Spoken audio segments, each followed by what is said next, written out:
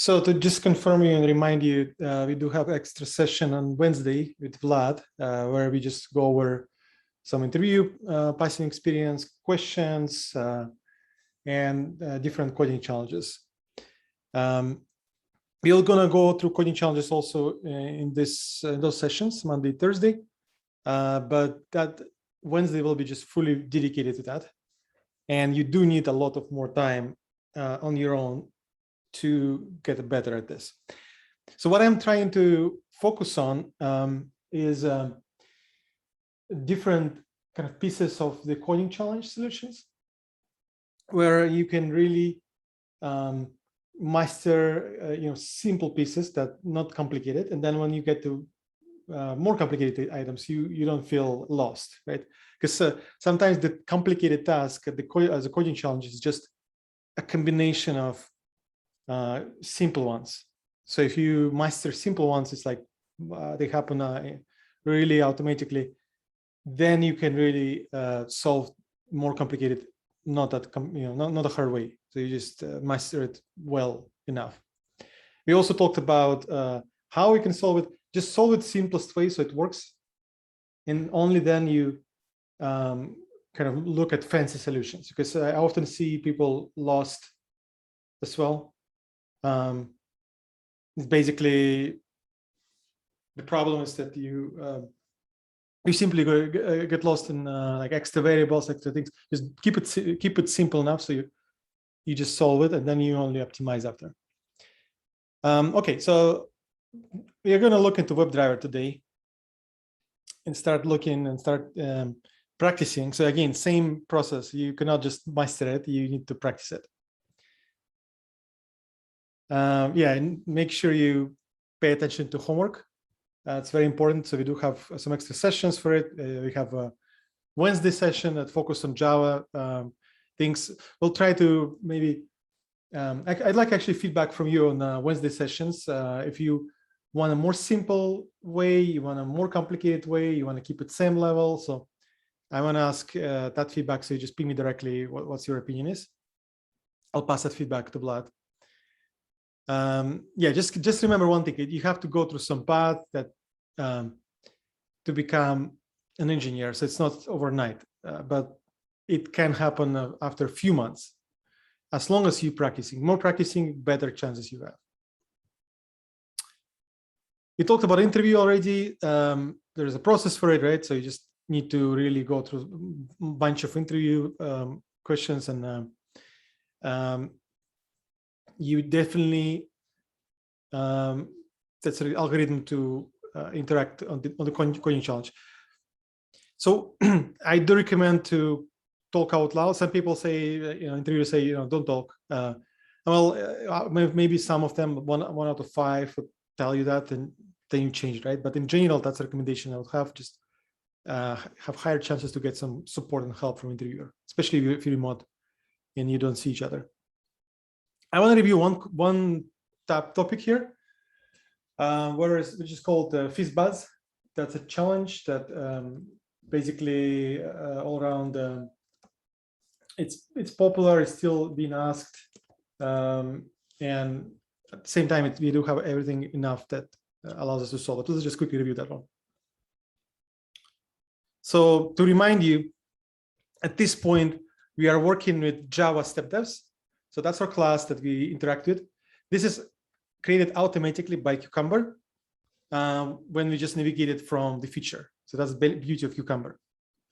So we just write down whatever we want, which is kind of a summary of what we want to achieve, right? This is called step. Steps have given, when, then, right? And then also the end, which is neutral, just conjunction. And you link it. So that's how it works as a framework with the function call, whether it's Java, whether it's a Python, Ruby, Scala, Kotlin, anything works the same way. In case of Java, it's linked through the annotation. You can see here it's annotation.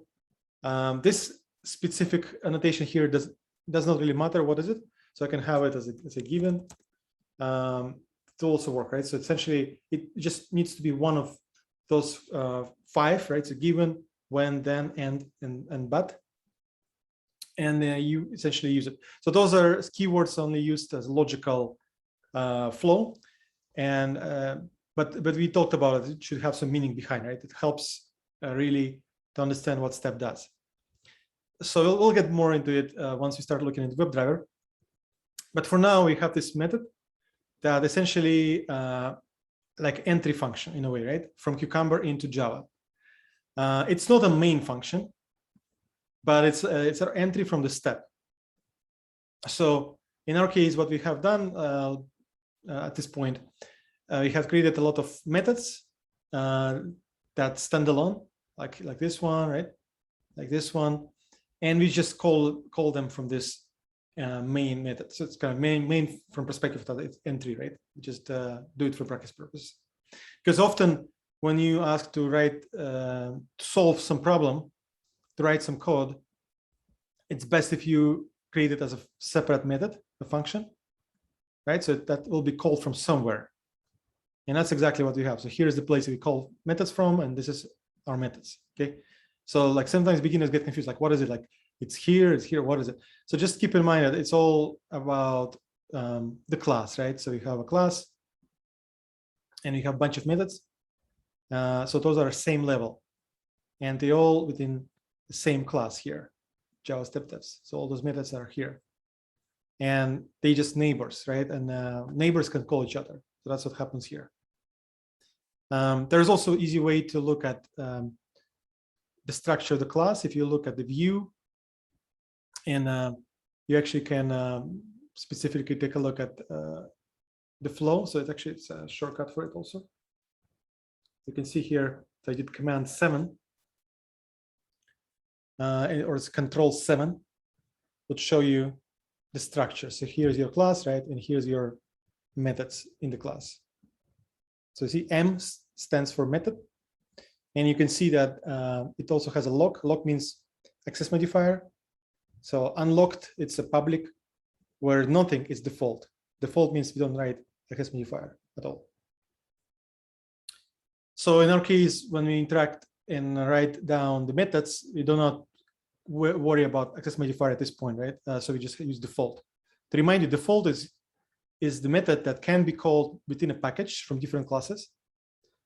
There is two more protected, is basically on top of what default is, allows you to use those methods from subclasses. So we'll look into inheritance and it will be more clear how it's used. And then there's a private, which is only available within a class. And there's a public, which is available from anywhere of your project module. So in our case for Cucumber, it's a precondition that everything as Cucumber steps must be public. And same requirement for JUnit, by the way.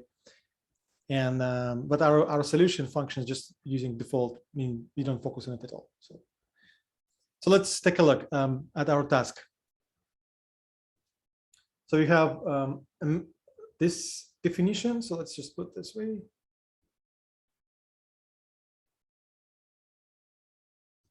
I'm gonna copy it here, right? So you know what this is supposed to be doing.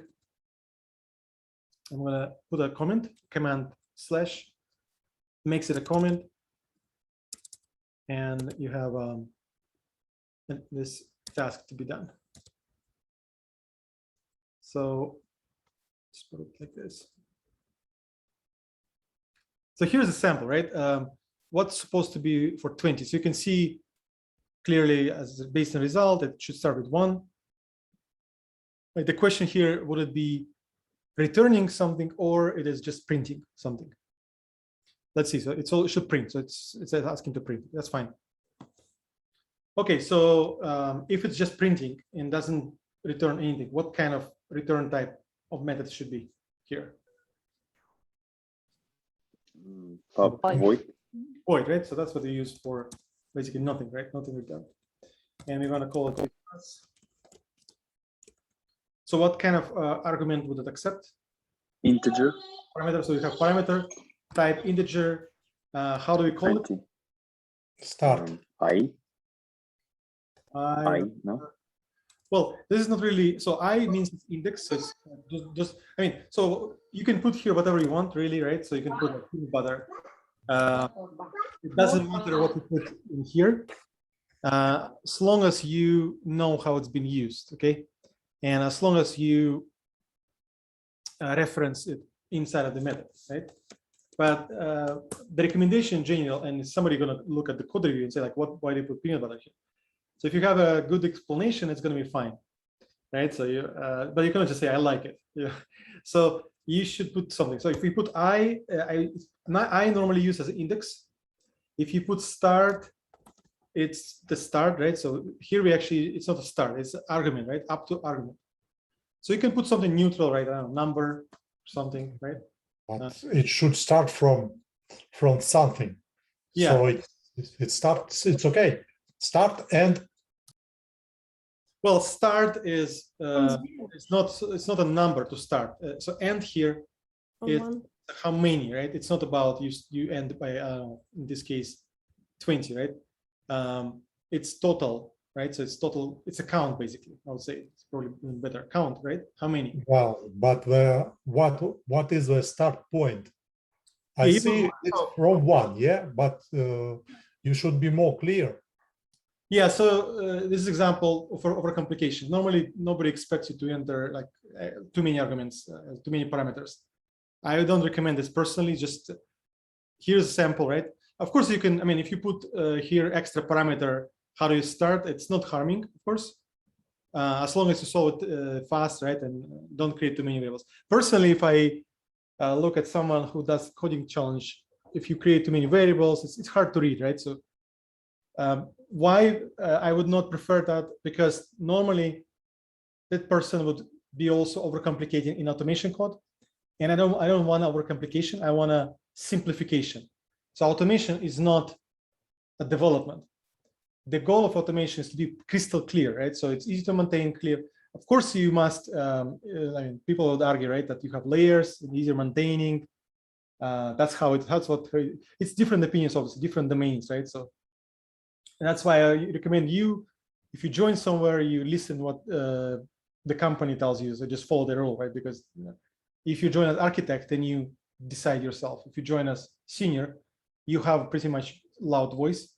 But if you join as intermediate or junior, then you listen what you've been told, unless they ask, and then it's definitely a preference. Okay, just keep in mind, sometimes you might not be taken and hired, not because you did badly, but because maybe they feel you're overqualified, right? And if you have a really strong opinion on something, that's exactly what it means, right? So it's more likely you should go for senior. And maybe that means you should try this for senior role, by the way. And you will be successful, maybe. Just something to consider, but just know what you are aiming for. It's very important. Okay, so let's, again, I personally always try to keep things simple. So I don't create any extra parameters if not necessary. So here it says, okay, how many you want to do? Okay, here it says 20, right? So, or whatever. So, and starting point that's supposed to be 1. And then I'm gonna put the method call. So I'm gonna put print first of all and say it's a FizzBuzz method, right? FizzBuzz. Just say for what, right? For a number. So let's first of all call it and see how it goes. Just gonna call it out. So close this and just say FizzBuzz, right? That's how I call it. See, it shows up. It's a prompt hinting me that this is existing one. See, it's M method, right? And it says the name of this method, right? So return type here on the right, void, nothing. And you can see the parameter number, right? So, and let's just see, I want to provide 20, right? So what I want to run right now is to launch this. So I cannot launch from here. I need to go back here, right? Or use this launch, right click, run. It's supposed to enter in this method, right? And then it's supposed to get into that. So all I expect at this point is a printout. See, the FizzBuzz for 20. So this is sometimes called a stub, right? So you just create empty method that works. The only thing you should remember always is that you don't, if you create something as empty, right? You normally you can put like a breakpoint, like breaking, So for new error to do or something, right? So you actually don't forget to implement it, so it will actually throw you an error, right? So hey, it's not done yet. That's normal convention. Is it basically tells what it is and it says we need to implement it, right? Okay, so that's far what we have. So now the question for you guys is, what do you do next? So how do you approach this task? I would create for loops. For loops, okay. Let's say for loop. Okay, what's this kind of loop? So you know two loops, right? So one loop is it's using index, right? So you have int I something, right? From 0. You have some condition. From 1. And you have normally increment by 1, right? So guys, I would like to ask you, if you don't not all, can you keep yourself muted, please? What you're saying?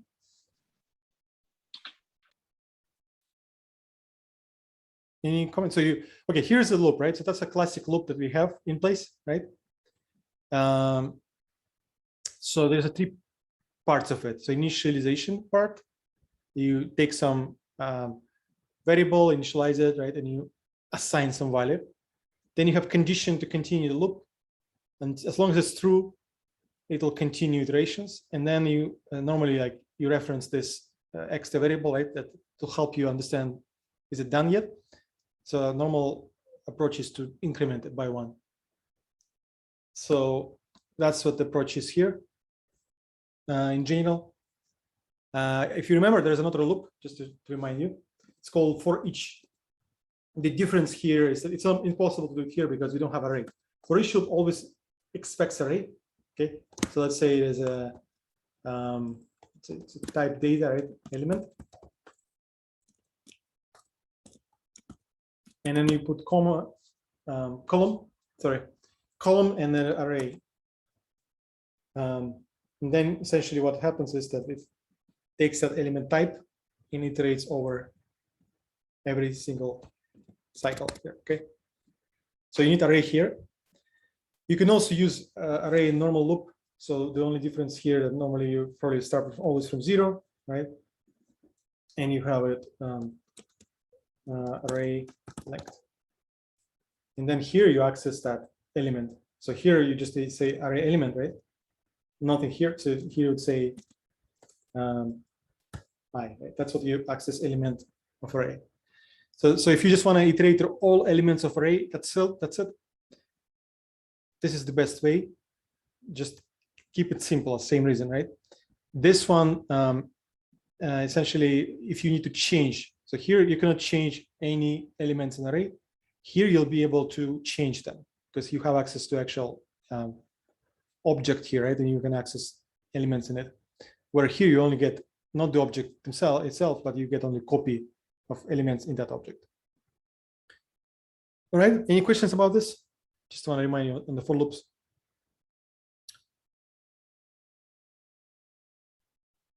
Okay, so I'm gonna delete this because it's array, right? We don't have any array. And so here we still need to put condition, right? And here you have to initialize something.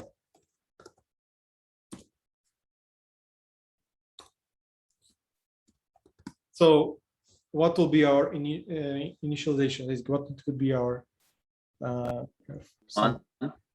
int equal I equal 1? Yeah, so you start with 1, right? So again, if you wanted to pass a parameter, of course you can just say put it here, right? Starting parameter, starting point, and then you just pass here start, right? That would also suggest that if you wanted to, right? So here we just say, okay, we start from 1 always based on this logic. And then, so what will be the condition? Less or equals a number. Less equal num. Yeah, so it will be less or less than equals. Less than equals. Yeah, because you want to include the 20, right? If you just say less, then it will exclude it. So that would be still there, right?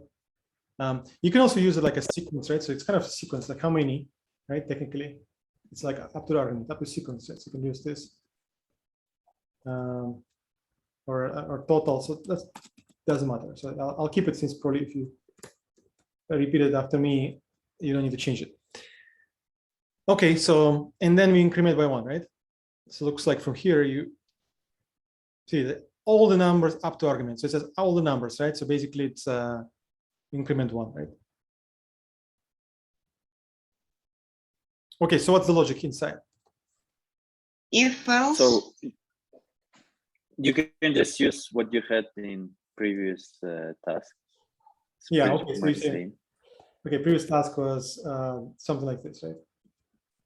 Yeah, you can just take it. Yeah, so in this case, we said print if it's divisible by 3 or 4, right? And here we want to multiples, which is pretty much same. So multiple of 3, it's divisible by 3, right? That's it. So one thing I would say, if you're learning, right? So do it in steps. For example, I mean, you would not do it in an interview, of course, you don't, because you cannot run it. But you normally do it like on a whiteboard or share screen, right? So you normally don't have a chance to launch it every second. But if you're learning, you can just say, okay, you know what? I'm going to print all eyes, right? Just to see, is it something you expect? So I recommend running often if you're learning, okay? And this one, you can see it does run pretty well. The only thing I used actually print line, so you should probably keep it same line. So how do I fix it to keep it same line? Just print, Just remove print line. only. Yeah. So if I say print, let's see what happens. and plus empty space. Yeah. So see, like if you don't have them, then it's just together. So you don't want to do this, right? Add space to it. Now, if you add space, then that's what you expect, right? That's a good start. So you know, okay, see, like if I didn't do it, then my formatting would be wrong. And here I have actual the way it's supposed to be. I also would like to just print line at the end. So it actually goes, otherwise it stands, it keeps here, like see, and it writes step, same line. So I would prefer it, see, like it's now a separate line. This starts next one because of this guy. So print just keeps same line, print line goes to next line. So, okay. And then I think you guys suggested branching, right? So you say, okay, if, so it says, to remind you, if you have both conditions, put them first, not the last, right? Because otherwise you'll skip it. So you need to check. can you simply use 15?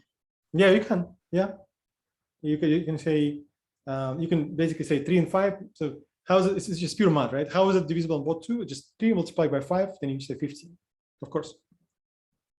So you can have percent 15. If it's 0, and you print what?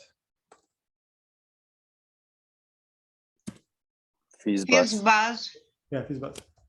So this one we print, and then you check. Doesn't matter 3 or 5, one of them. So you just do, but you don't do it without else, right? So make sure you put else. So you have else, where you have now checking. In this case, one of those 2. So it's smaller one, right? And it's this supposed to be fizz. And then I finish it.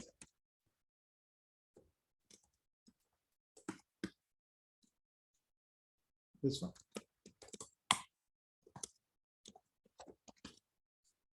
Is it looking good? No, else. Could we use Well. continue? we need No, actually print have to numbers else. also. Yeah. See, like if Yeah. Else. Use else. Yeah, if I just keep it as this right now, this one,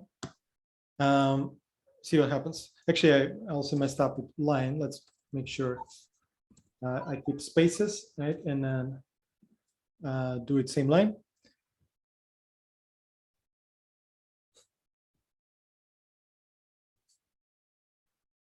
So actually, yeah, so I kept this, which I shouldn't. If I remove this line with numbers, I only have this logic, which is branching.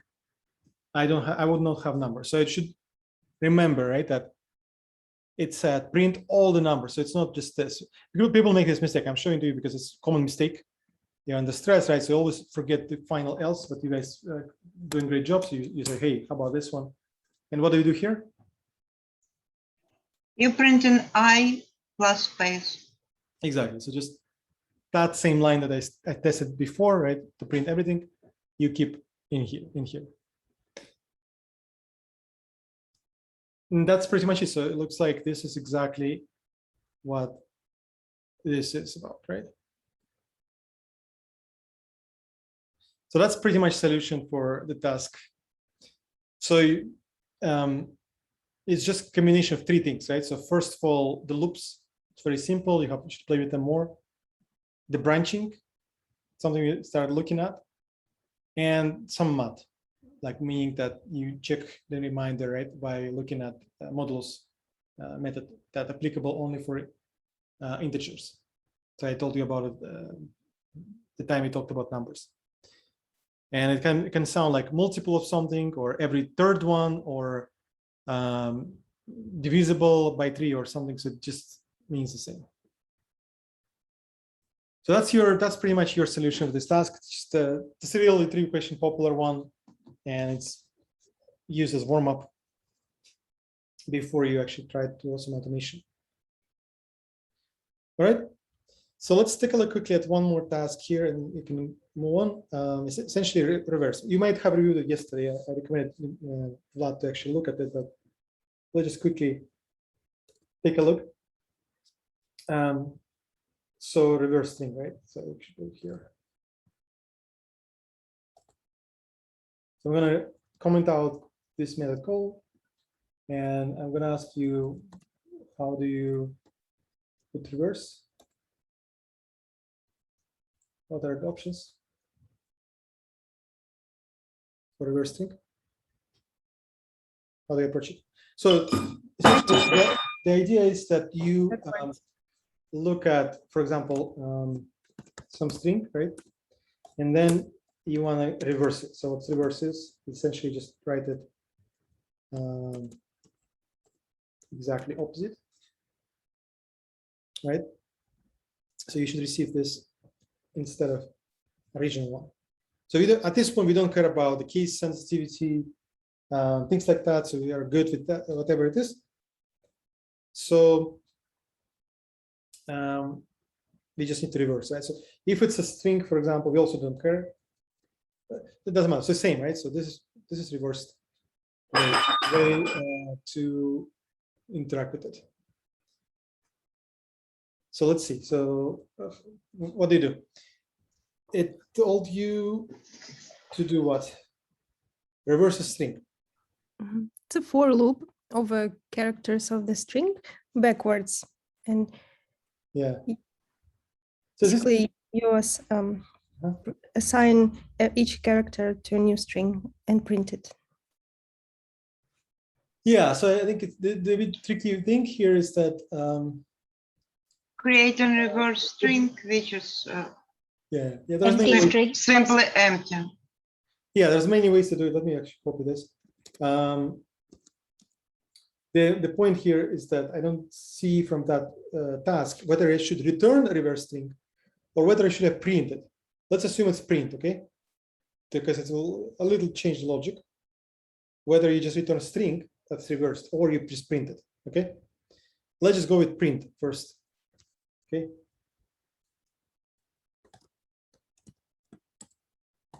So we don't return anything, so it means that it's going to void, and we say print reversed, right? And then we have a string here. Slava, I have a question. Sure. Just in case we can use this method in the future, can we use, for example, string type, and for solution type simultaneously println and then return string? Yeah, I mean, why not? Yeah, I think so. Your point is, why don't we create a method that returns actually reverse string, right? But also we can print it as well, right? That's your point. Yeah, absolutely. I think let's do this way. Let's first print. Let's just focus on printing, and then we can do a second method that will also return it. Okay, how about that? So let's just start with those two steps. Because this printing is a little bit more simpler. Okay. We also, I just want to highlight, we're not worried much. So there's a separate method called string builder that just works faster. We're not worried about performance at this point. We just want to print stuff. Okay, so we're not worried. So strings are a bit slow in performance, but again, if you are an automation engineer, that's the last thing you're worried about. The first thing you're worried about is performance of your website, because all the bottlenecks normally happen in the site. Of course, the code performance is also important. If you run like 1,000 scenarios, you will feel the difference. But then Java comes to help, right? So Java will work faster than say Python. Probably subjectively, I can say, given my experiences, are like 30%, 20% faster. Okay. However, whether you use string or string builder, it's really like milliseconds. So it's not at all big deal. So again, I remember also, by the way, a very good conference, and it was development conference, and there was a person who told he actually educated the Java coding, and I remember the story. I remember what he said actually, because he was joking a lot about developers who write code that they do not understand themselves, or it's like a quiz for other person, right, who doesn't know what happens. So they write really effective code, which is like, I don't know, like 10% faster is like a method in like many things, but essentially they get lost in the logic. So like they use some kind of binary operations, and the problem of this code, right, is that if you look really fancy, is that you hard to maintain it, and it's because not only you maintain it, if you would say know how what you do, but others are your peers. So keep it simple. My recommendation again, I told about already. Just in automation, it's a bit different approach. So the phrase he told was it was advice for developers also. The phrase he told is your code should look like a story, not a puzzle. That's what he thought. And it's interesting because that simplifies things a lot, right? Because the code is not just written and that's it. It will be maintained, and it will be changed, in automation code especially. So for now, we're going to focus only on simplest solutions. Later, I'll introduce you big O notation, and we can also look up optimizations like binary search, things like that. So for now, we want to print, right? So as usual, I'm going to just say what this is, right? Print first. And I just want to concatenate this exact method, right? I'm going to call it. I'm going to provide WebDriver and just run it.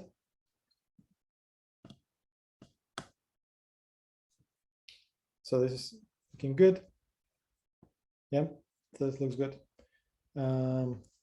Not sure, should I use print line? Maybe at the end I would just make a line, right? Should I use print? Actually here, yeah, print line here is better because I want to go to the next line and then my solution will be inside. Okay, so that's the entry. And what's the logic here? How do we print reversed?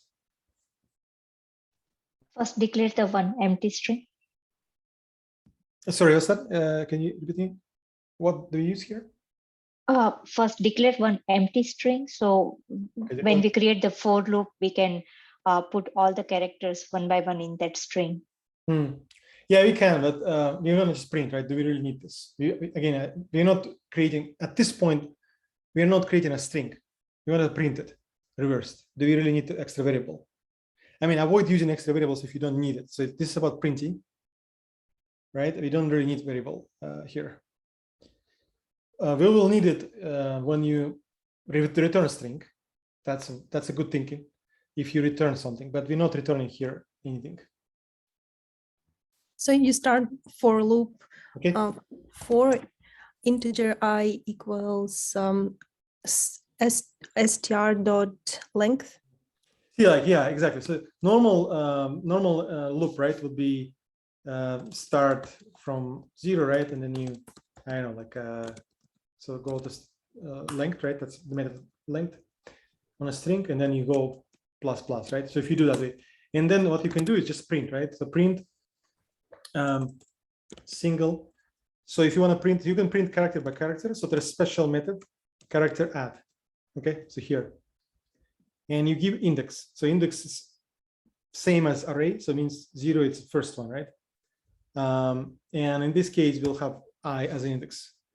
So look at what happens if you just printing character by character, going from 0 to length. Look, we're basically printing normal string, right? But as I was told, we actually want to go reverse, right? So the interesting part is we don't want to touch inside, but we want to control the index here. So instead of going from 0, we actually take this, right, and then go from length. Is that valid or no? Yes. Okay. Minus one. -1. Yeah, yeah, because see, like if you use as an index, I mentioned, and you use the full length, you'll go out of bounds. Actually, let's test it. And what will be conditioned to continue? Less than, more than equal and Yeah. equal 0. Yeah, we go until we get to 0, and then we do here what? Minus minus. Yeah, we just decrement by 1. That's what we do here. Yeah, I can actually, it's okay. So we'll run this. Did not like the first part. we have to Yeah, give see, -1. Yeah. So here, see, this is a problem, right? It says out of range. So this one is breaking. So you can see the exception happen, right? Remember we talked about exceptions before. This is different exception, but it's also exception. Okay, exception means error. Something wrong happened, and the special name of the class in Java explains what happened. So you can see here, string index out of bounds exception. So this you can tell right away what's something going on with out of bounds index. And then it gives a message, which is use 9, right? This is the guy here. And basically it went inside here, right? And then it failed because it tried to point that character at this index, which doesn't exist. That's why we said we start from -1. So now it doesn't complain anymore. And we just rerun it. And you can see that's it, right? So here's reverse string. So very crispy, clear, right? So just that's it. So just for loop, you just do reversed. That's all we need. So that's your reverse thing. This actually sometimes more popular task than sort array, which is also used to be very popular. So you need to remember, it's actually simpler, way simpler at sorting, way simpler at sorting. And you just control the loop here, okay? Okay, so now let's quickly change it. This, as I suggested, like how about we just return, right? So if you change to return, let's say get reversed, and I'm gonna say get reversed here, right?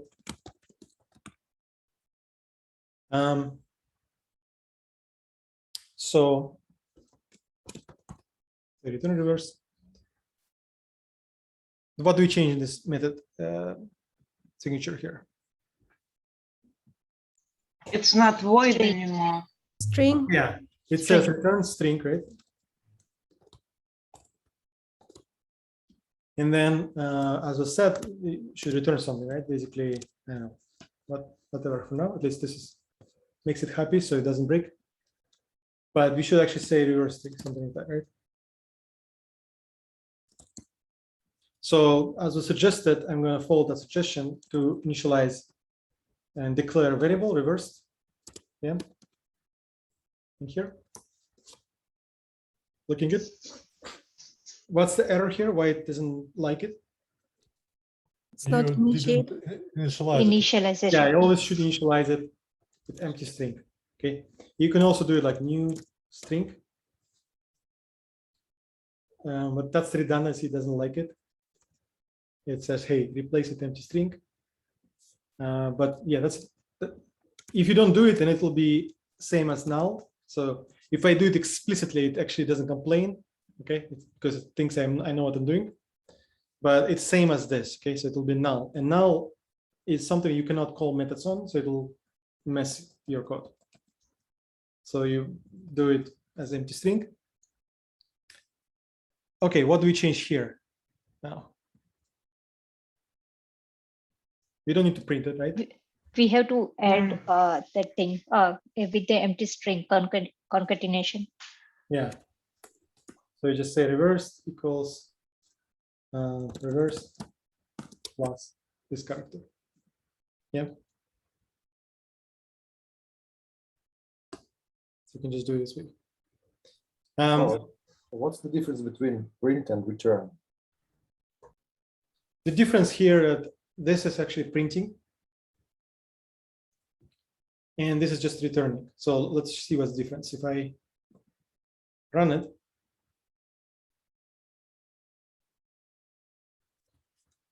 you can see that nothing happens. It doesn't print. So here we're actually printing, right? So here we're printing actually not the whole string, but character by character by character. Okay.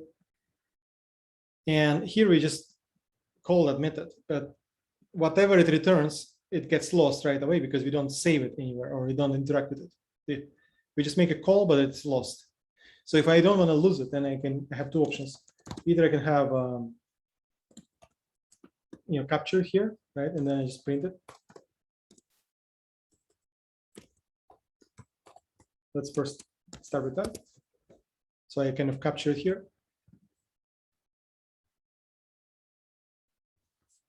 I want to test if it works or not. See, it does work well. This can be replaced also with, see, actually, it suggests to convert to stream builder because that's just the way it is. Let's see, append method. Actually, just change the whole thing. See, like the special class string builder, we just initialize, right? We do append and we convert back to string. So what's the stream builder? Is just effectively works with strings, okay? But again, as I said, I want to avoid that. And you can also replace this line with, so this can also be optimized if you want to keep it as a string. How can I optimize this?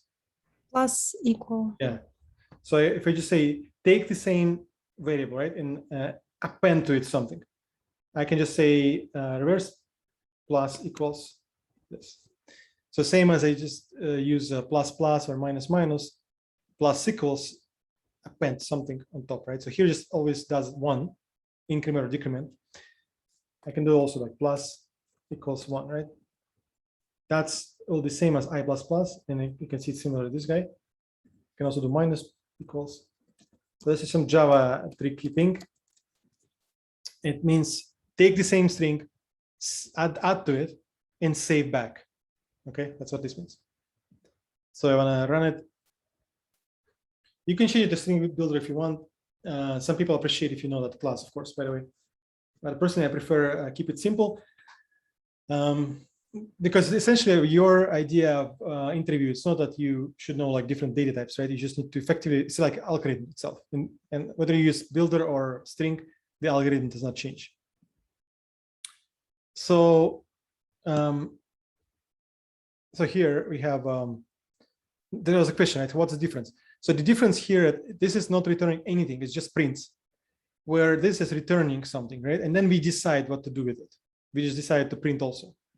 But the idea, of course, this is preferred way, if you ask me. Why? Because it gives us more options in the future, right? So if I just want to print it, I can just print right here, right? If I want to use it somewhere and like, I don't know, check for palindrome, I can also do it, right? So it gives you way better options, okay? So for example, I can check for palindrome right away if I want. There is a separate logic for palindromes, but using this reversed logic, I can just check, right? Just get the string, get the reversed way, right, and just compare them. If they equal, it's palindrome, right? Just example. because I have this method get reversed. Make sense? If I just print it, I don't have this option. Does it make sense? Yeah. Okay.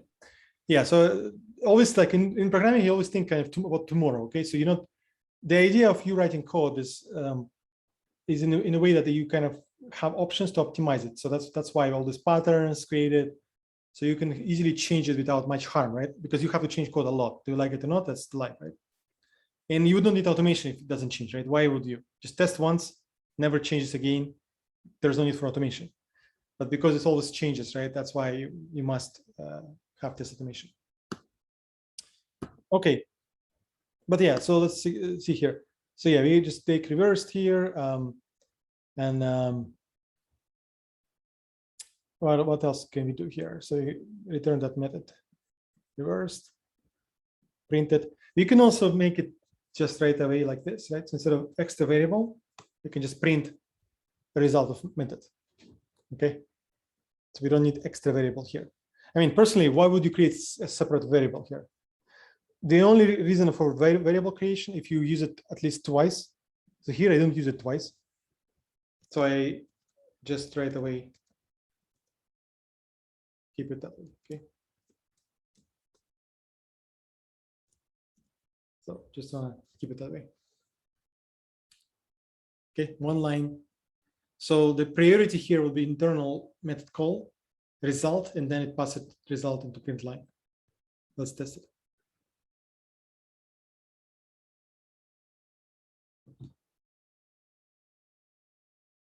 Okay. All right, so this is the result, and that's the idea for reversed string. There is another way, maybe just to conclude it, or I'll give it as a homework. You can reverse string without extra variable. So this is extra variable, right? You can reverse it without extra variable. So that's something you can think about. Any questions? Okay. All right. So bottom line is you should practice more. And that's why I have extra sessions. And I'm really thankful to Vlad to kind of share this knowledge with you.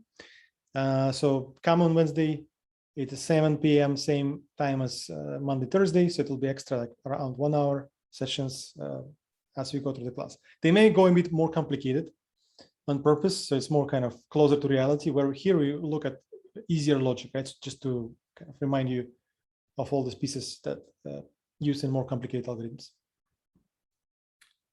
Okay, so let's do this. So you have a 5 to 8. Gonna have right now a break of 10 minutes, and we can take it from there into WebDriver. So you're gonna get back around 8 or 7. Let's do this way. Okay.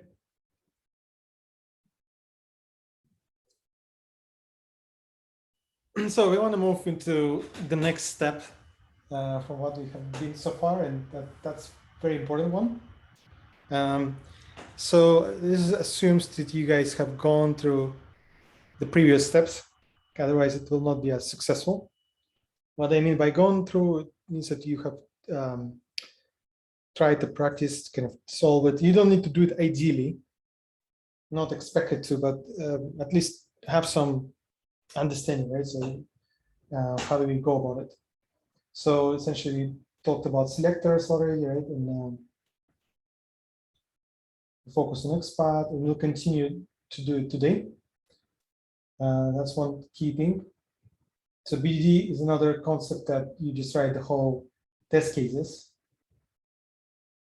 And today we also looked how easy it is to connect it.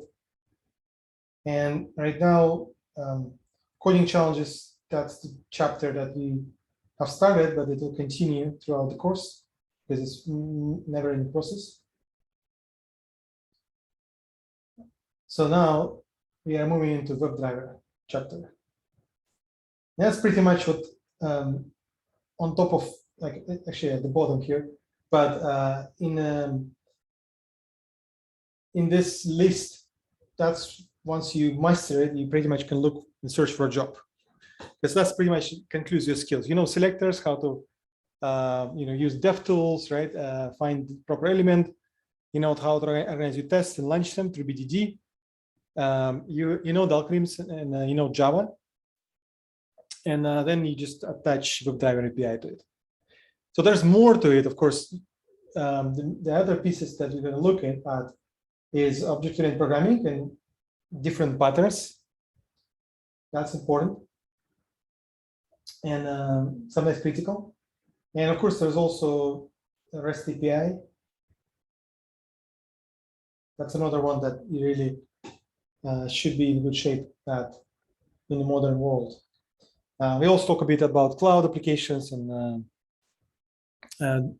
overall, how do you run end-to-end tests, how it's being executed, the pipeline, and things like that. But major focus as automation engineer is not about that. You can easily learn and Google and find Jenkins or Circle CI or whatever your team might use. But this one you really need to know very well, right? And that's everything else we have looked so far. It was kind of preparation for it. We kind of a foundation to actually support those major focus items. So let's get back and let's go into WebDriver. So it's basically a library, right? We already use many libraries, it's just one of them. And essentially this library allows you to interact with browser. So it's not only the actual piece of the code, right? It's sometimes called, so it's basically API, right? So it's not only the library, but it also includes a driver, right? So essentially the overall package of how this works is that you have browser installed, right?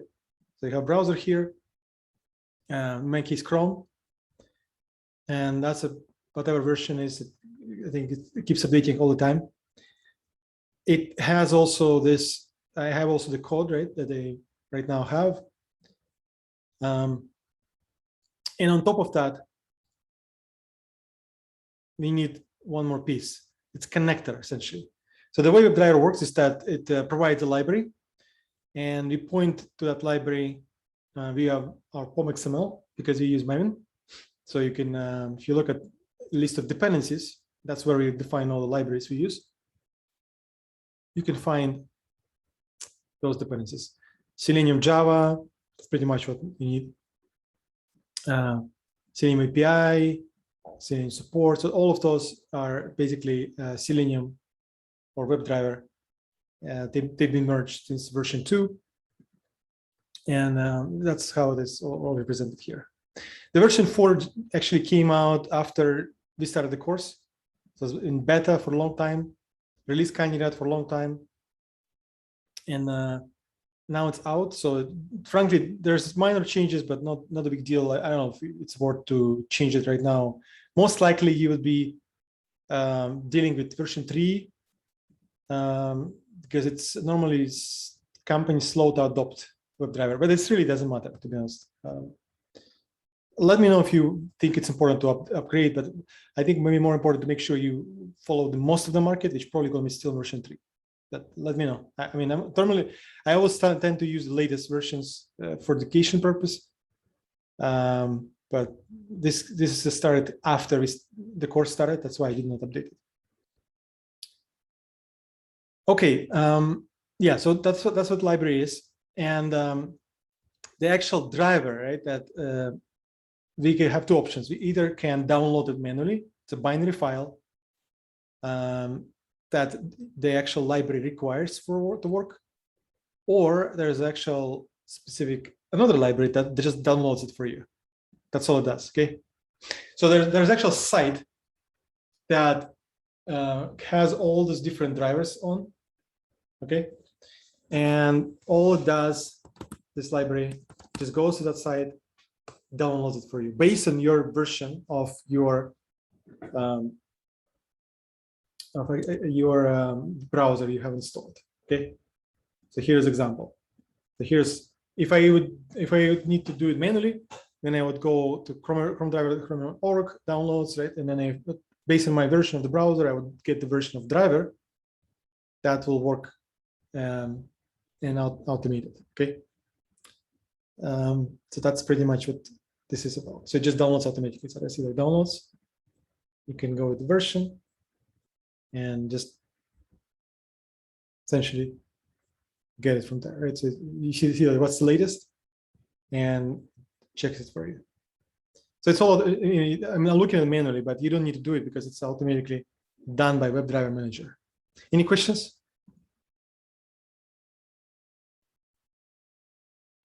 So that means it is done by WebDriver Manager, means whenever there is a updates in the browser, we need not to worry about it, right? It automatically detects. Exactly, that's correct. So and it's beauty of it that it will look at what you have installed, right? And based on what your version is, it will get the proper driver. So you don't need to like worry about it. Of course, I would recommend with Chrome always have the latest. But normally, if you interact with your browser, right, if you restart it, it'll always be updating automatically. That's what Chrome does, and that's pretty much. You most likely, the reason why I'm saying this, because most users, because of this feature, will have always latest version, right? And when you run automation, you want to also run on the version that most users would use, right? Because there's plenty of bugs that happen on new Chrome versions. They put some more security, right? They put some more privacy. So whatever your application might have relied on, not going to work. Like they put more restriction on iframe. So there's a lot of limitations that new Chrome introduces, and you want to make sure you test on it because you'll find a lot of bugs in latest Chrome. If your project does not follow the market changes, it's a lot of changes on privacy, a lot of changes on security to enhance both. Okay, so let's step back. Actually, I'm going to start with a simple scenario, but before let's take a look at what we have here. So I'm going to close Java for now. We'll get back to it once we actually look at more coding challenges. And I'm going to open test context. So this context is place which I'm going to refer to. I also would like to open hooks. So in my case, I just comment the whole thing out so that browser does not open automatically closes every single time because I was focusing on Java, right? So I'm gonna select this, put this back. Okay, so now I wanna just to keep it at this level and get back to slides, and I'll return to this code to do some references.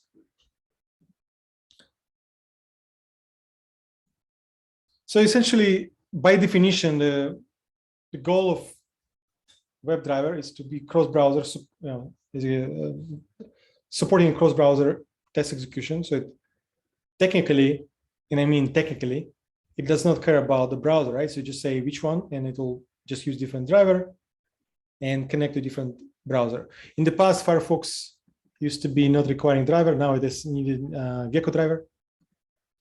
And I think Edge is actually, new Edge is based on Chromium. Also, all this like proprietary stuff. Yeah, so like Safari now does not require driver. So there's some different things that might differ, but you really don't care. So if you look at WebDriver, it supports all of those, okay? Even remote execution in the mobile browser, okay? So how do you really make that browser open and close? So I'm going to show you something here. If I get back to predefine that feature, remember we had this bunch of scenarios. So I'm going to run some of this. Let me now just check this one. So if I click run, see like it compiles it and then it opens the browser. See that, by the way, it's downloading something. See that? I'm going to look back at the logs, but yeah, it opens the browser, interacts with it, and then after 5 seconds, because I had the timeout, it's supposed to close it. So if I look at the logs now, look, so it says See, like it has some logs. Result version and it's using Chrome driver, blah, blah, blah. So it confirmed that what I have, right? And look, it actually looked at that place I mentioned. See, Chrome driver, storage, Google APIs, and actually it got the new driver, see, for Mac, 96. And it extracted it in the proper, and put it in class path. So all of these manual steps that you would do, it did automatically for you. So all it did is just downloaded it, put in class path. That's what driver just requires to work, right? So essentially it's cross-browser, but it needs Chrome driver, Gecko driver, and so on and so forth. The code does not change based on the browser you use. Okay, there may be some specific dependencies on like the way different browsers operate, but on simple scenarios, it's not gonna make any difference. Okay, so here something opens, something closes. How does it work? So if you look at the way code organized, we have worked a bit with Java step defs. That's what we created. We did not modify predefined because that's what I created for you, so you can play a bit originally. And then we work with predefined feature, put a lot of scenarios, right, and Java feature.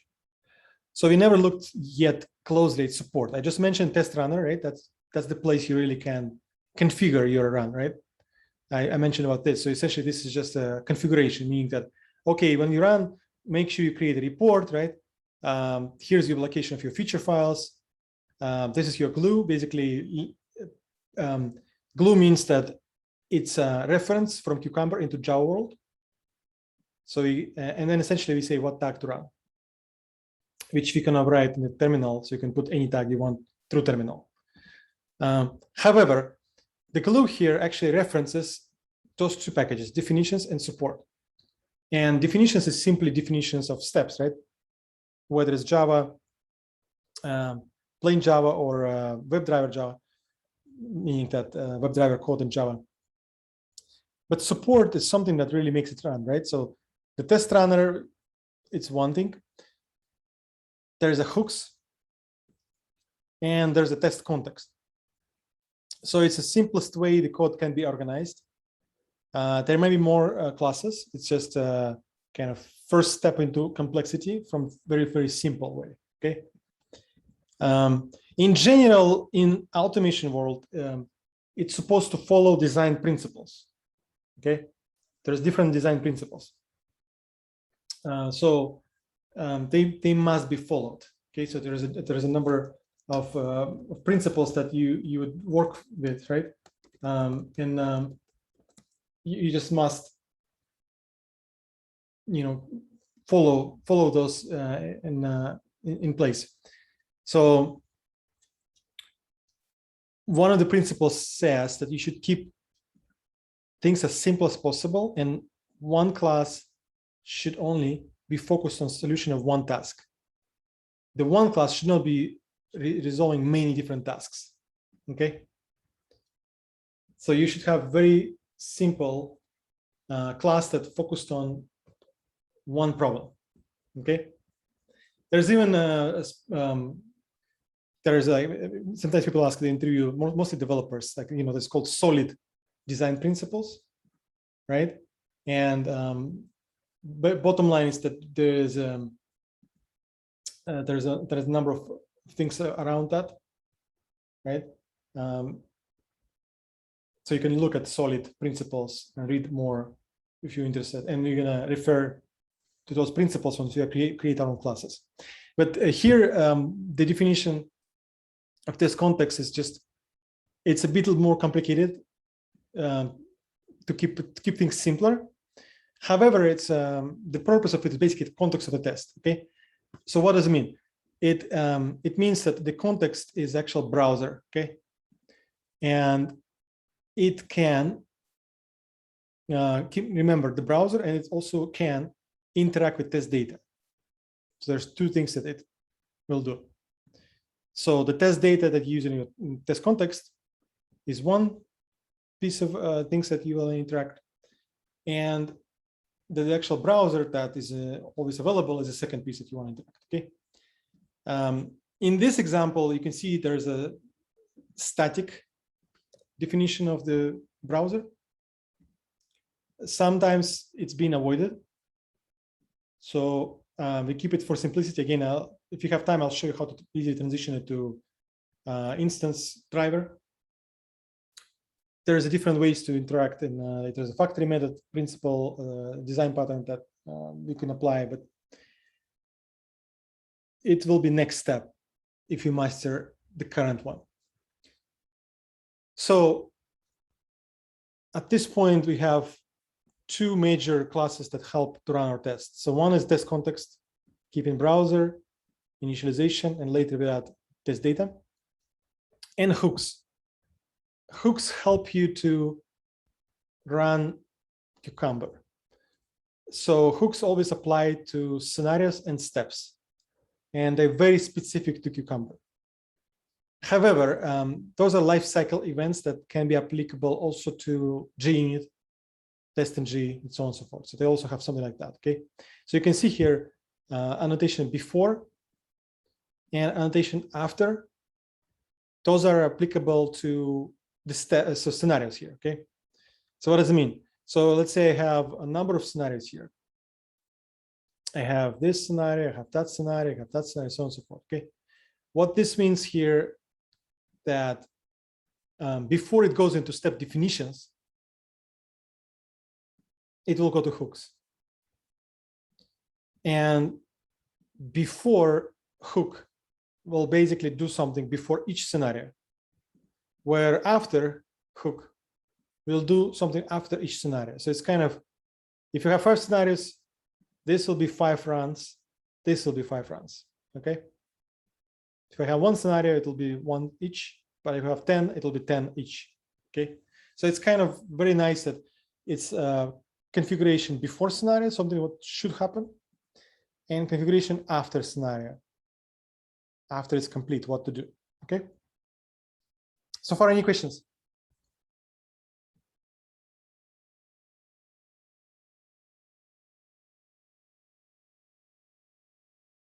Okay, so what do we have here? We have 2 lines here. So one line says initialize test context, and second line says delete all cookies. So that's what happened every single time we do initialization of test context, and then before we start actual steps of execution, it deletes all cookies of browser. So this is a reference to driver. So this reference to your browser domain, okay, that's what will be the call. And then it manages delete all cookies. Where after, what happens here, you can see checks, it's if else, right? So there's no else, but there's if. It says if scenario failed, then it says take screenshot and attach this screenshot to the scenario execution. Okay, so you have some extra information. So that this is exactly what happens here.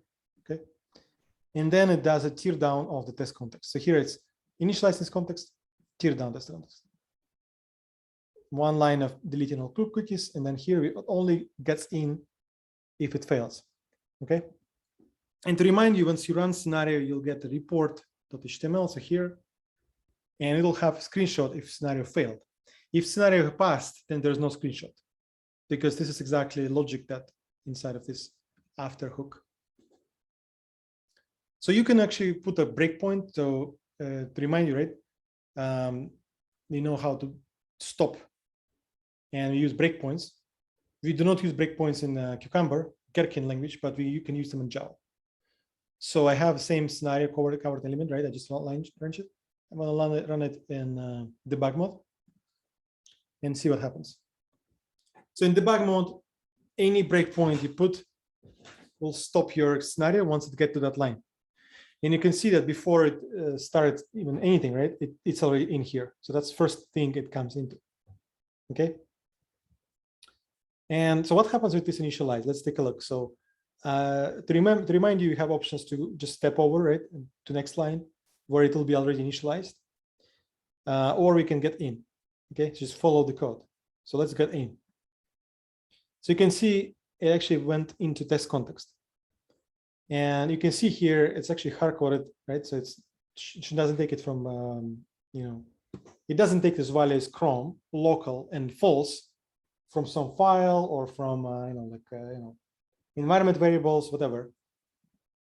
It just hard-coded. We're going to change it at some point, okay? So it will actually take it from file. So what do we do here? Do we step over or we go in? What do you want to do, guys? In. Over. Yeah, if you go over, it will already see like it's end of the function. And you can see here on the left, right? This is the one that's called. See, it actually has a stack, right? So the top item is the one that current. And the one step below, it's something that called it, right? See, like it's stacked together. See, like this is called get in. We are here. Here you can hear it's a lot of, it's very deep stack. Whatever is yellow, you don't go in that. See, it says something that's specific to cucumbers. It's very complicated code. You don't need to go there, okay? So you only refer to your own code, your project code, which is light green. You don't go to yellow, okay? But if I just step over, then it will just get back here because there's nothing else left in this method. Initialize, it's only one line. And here it'll just go to delete cookies. So at this point, it's already will have browser open. So let's go in. So you actually see what happens. So we go in. You see, it's just next method to it, which actually has parameters, browser, test environment, and whether it's headless or not. So you can now see what this means, right? So browser is Chrome, test environment local, means your computer, and is headless or not headless. So headless is a specific browser mode, which just would not open the window. It just happens behind the wheels, okay? That's what headless is. Pretty much all browsers now support it. So what happens here next, you can see there's a dimension. So it's a resolution of browser that's supposed to be default. Again, also hard-coded at this point. And then it has some branching. See, like it has branches. See, it says if, else if, blah, blah, blah. Let's follow, like, let's see how it goes. So it says if test environment equals local, which is true, right? It is local. So it gets in. And look at the switch operator. So switch is done on the browser variable. So you said Chrome, right? And it goes into Chrome. And here's how it happens. See, look, this is actually a WebDriver manager call. So this guy actually setups, and this step really would reference the local driver that's been downloaded by WebDriver manager. So this is important. That's how you use WebDriver manager, just one line. So I'm going to step over here. You can see that things going on, right? So something happens. I need to wait. Just click step over. So sometimes you see like it takes longer. See, now it just went next line because a lot of happened there behind the wheels because I didn't get in. But because it's not my code, I don't want to get in. All right. I don't care about it because it's not mine. So I only care about my code.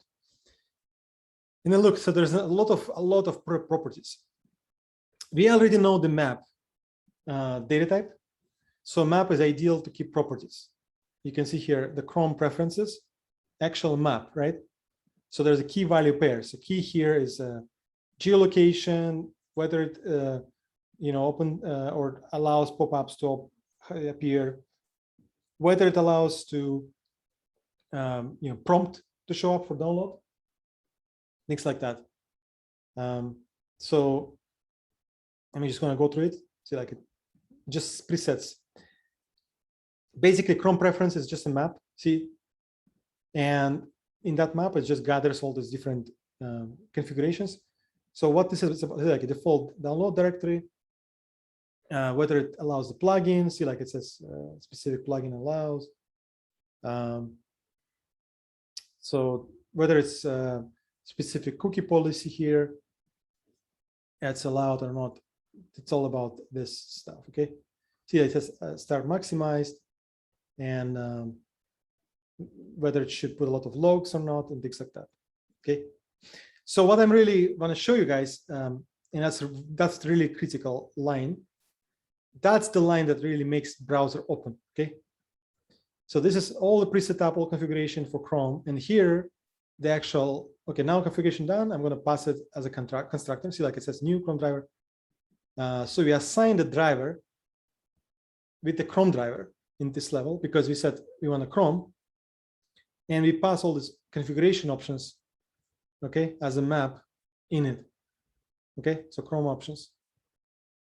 We add all these preferences in it. Okay. Any questions on this?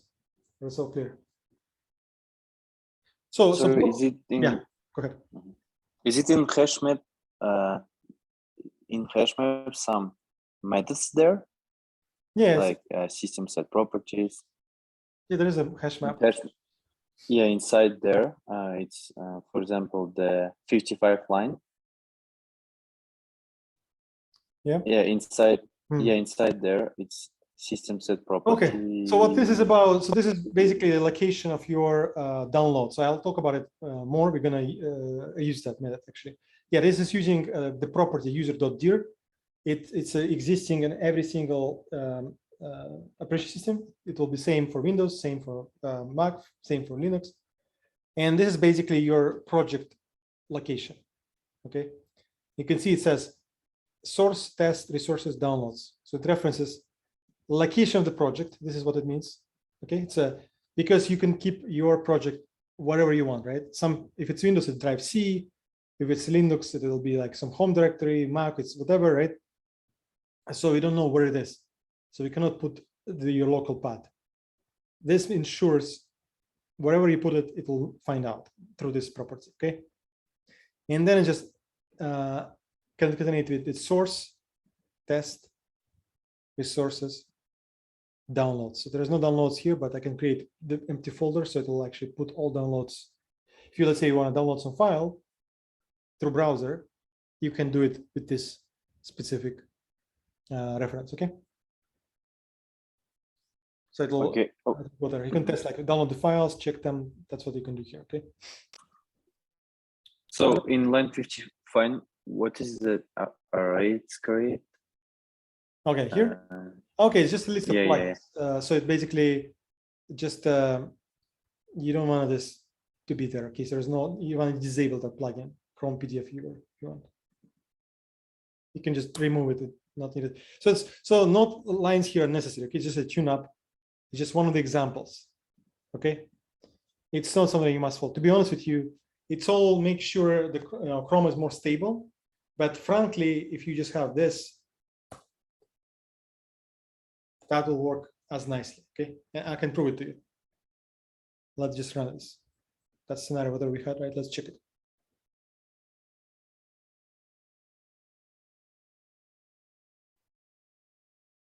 See, it actually works very nicely.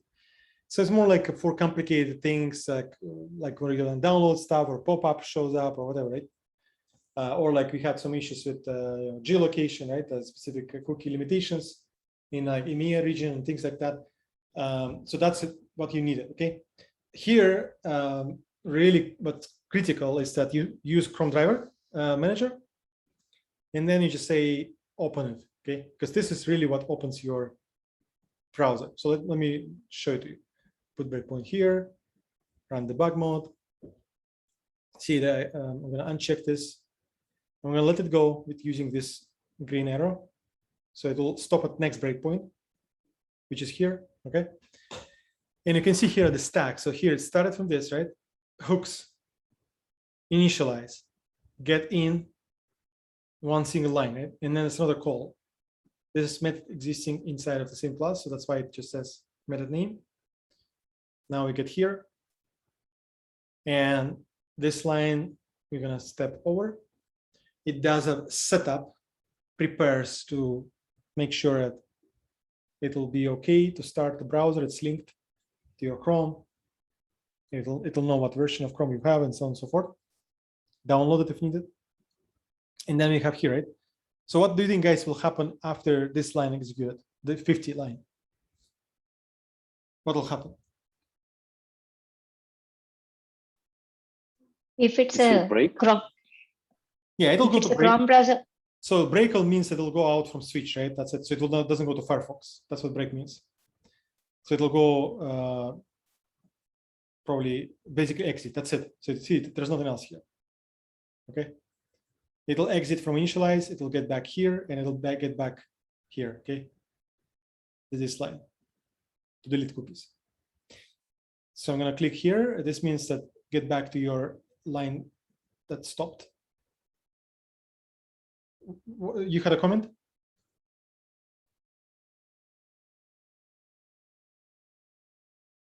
So what will happen if I let this line 50 execute?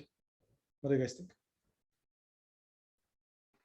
Open Chrome driver Still open or I mean driver. Chrome browser. Yeah, so see, like this supposed, what is this basically? The right lines here is actually constructor call, right? Okay, just keep in mind, remind you, constructor call. It will reserve space in heap to actual Chrome driver, okay? And this will be our kind of entry point, okay? So that's interaction site, like anchor, okay? Right now it's null, but we want to make it linked with your browser through driver, okay? So what will actually happen is that this will reserve a space in heap, and it will actually link it to an actual browser instance. Look, so actually open browser. Look, I'm gonna step over, and what will happen here? See, like browser opens, empty, and right now it's ready to take commands. Okay, so it's right now nothing here, but it's ready to go. And now we have break, right? So if I go next line, so it's actually it ends here. Next line, so it exits from the whole method. I'm gonna go back, step out. So back here, again, step out, back there, okay? Now this one, now this is already a reference, okay? This one is a reference to existing browser, which is this. It's right now open. And that's your first command of WebDriver that you happen to look at, okay? And this command says, clear the cookies. And technically, it's you don't need to do this because you just open the browser, right? Technically, you don't need to clear cookies because once browser just opens it's a new session, there's no cookies there set up. So this may be useful when you actually don't close the browser. So you might, for some reason, you might decide to keep it, but you must clear cookies before each new scenario runs, right? Because you might have saved like whatever, right? It's a lot of stuff going on. So if you close the browser and open every time, technically you don't need this, but if you decide not to close it, then it will be critical, okay? So that's what this is. And yeah, this is actually a reference to your driver. Look, so here we had the actual driver equals, okay, this line. But here we have actually a get driver. So why is it different here?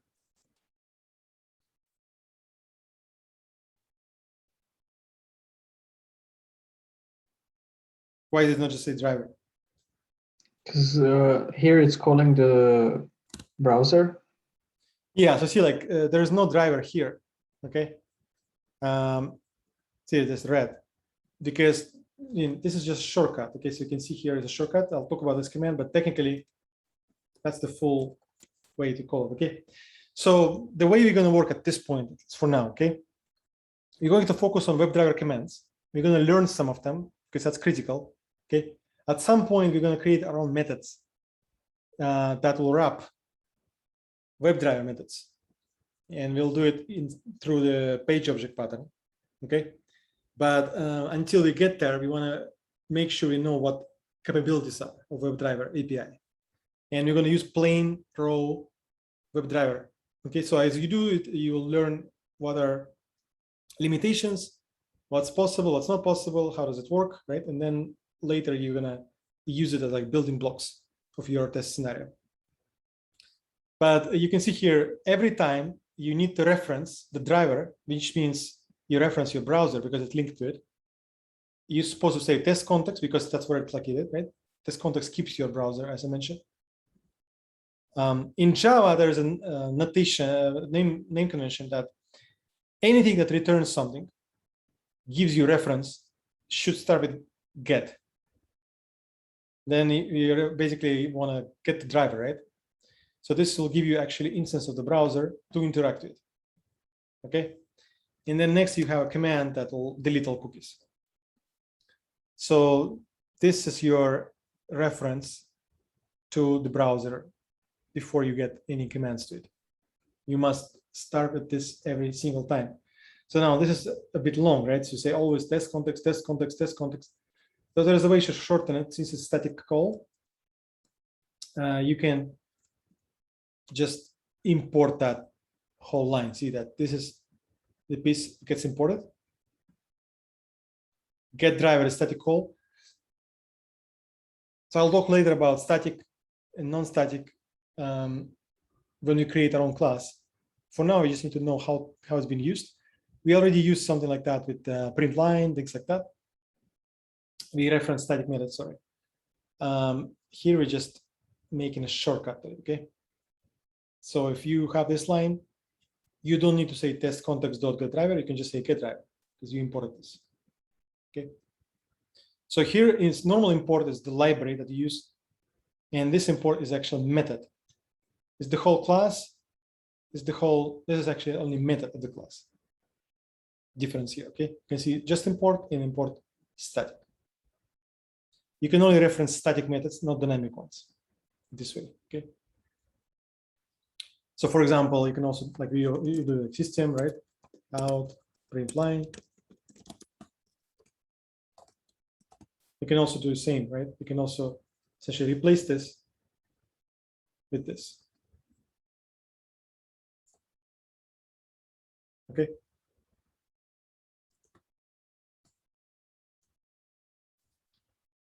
So you can import that static field out and just say out print line. Okay. And if you don't do it, you should say always system out print line. So that's what we achieve here. We just import this reference to method to be able to use shorter approach to interact with browser. Any questions?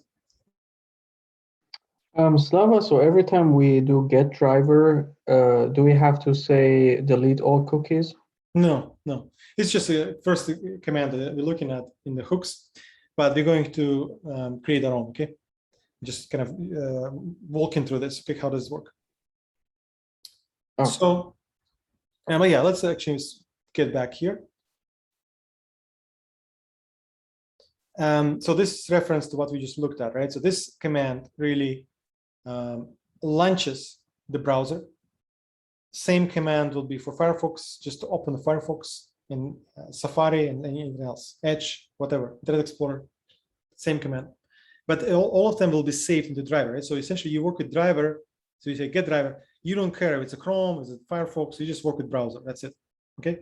Some people name it browser, not driver, say browser, and say get browser, nothing different, okay? Just the way you name a variable.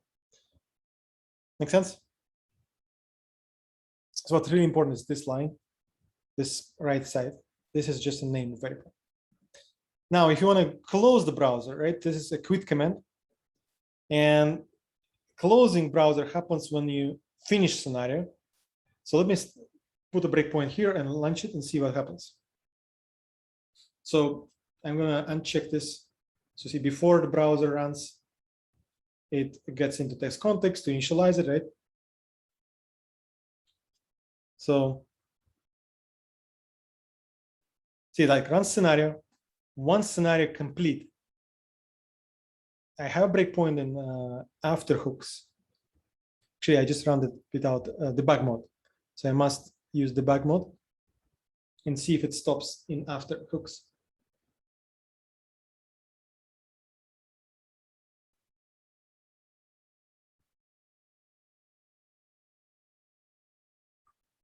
You can see it stopped here, right? So that's the way you should do. See, like at this point, scenario completed.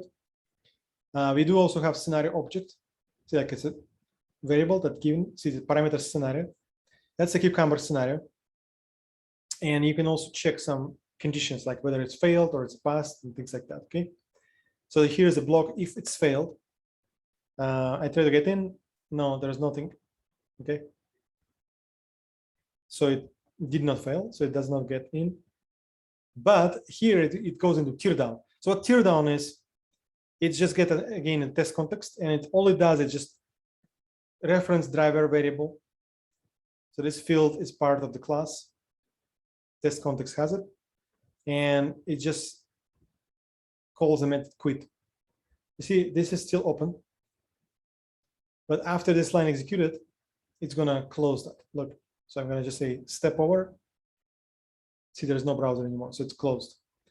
So this is just a closing the whole browser window.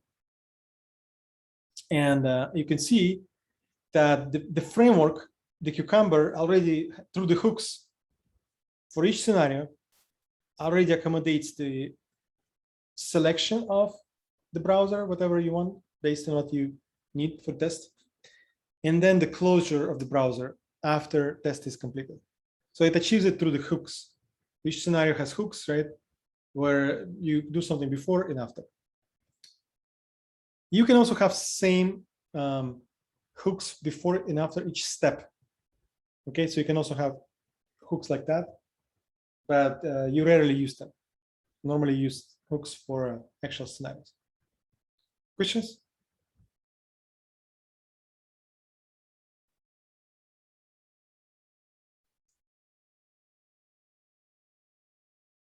Okay. So let's see it. This is just a reference I gave to you, right? So by notation, why you have get driver. So technically you can also reference driver.get, right?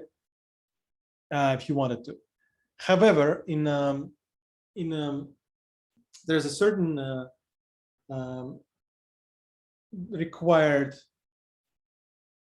definition. That's how you follow this, okay? So some of you who have learned a bit of object-oriented programming a little bit, do you know a specific approach that like why would not you use driver? Why would you go with get driver? So what's the mechanism here? Maybe it's a getter setters because we can control the value inside the get driver method. Encapsulation. Yeah, it's encapsulation paradigm, right? So that's what really you must follow because of object-oriented design. So essentially, if it's a field, you never directly access the field. You access it through the method. Okay. In this case, we have not written this method. We just use it, but I'm just explaining why it is a method, not the actual reference to the field. So why is that? Because there are many reasons, and there are some rules that you can change later. I'll give you some more examples when we create our own classes. But for now, just remember that you're supposed to use a getter method instead of direct access to the field of the class. And in this case, we're going to use a getter method to access our browser anywhere in the project. And so if the method starts with get, it's a read-only normally, just returns some value, like get text. If method starts with is, it's very similar. The difference is that it will return Boolean true, false. That's why it says is displayed. Here's an example of the is method. It returns true or false. Okay. So there's in general, there's two types of methods that we're gonna use. So one method returns some value. So then in this case, it returns a browser reference. Another approach, so here it actually returns whether it's displayed or not. Here it returns the actual text. But also the second type can be some action, like click. You want to click something, right? Mouse over, things like that. So in that example, it does not return a text. Sorry, it doesn't return anything. It's just performance and action. Any questions?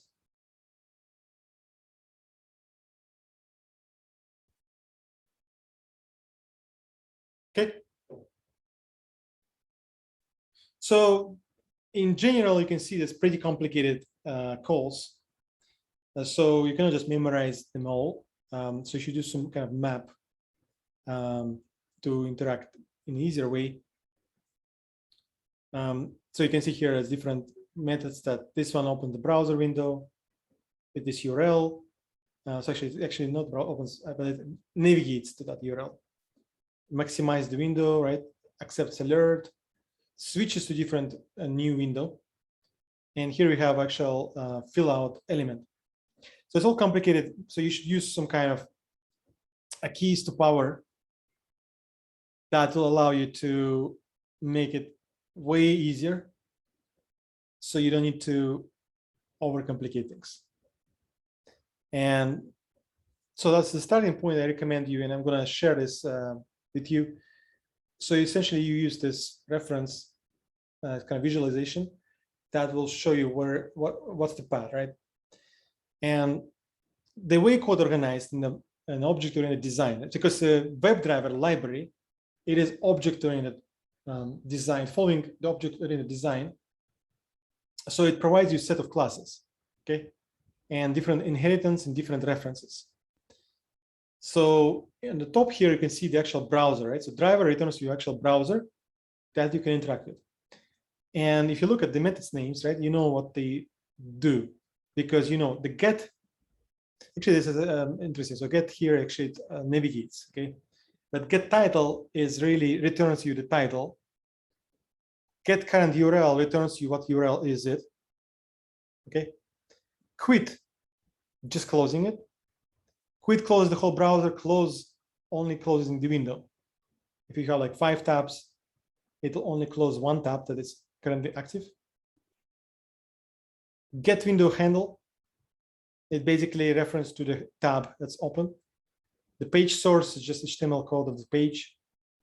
Saving screenshots if you want. So that's what you can do with the top level browser, okay? So that's a top level reference. And then you can see, so if you don't want, if that's not enough, right? You want to do something else. Let's say you want to switch to some new window.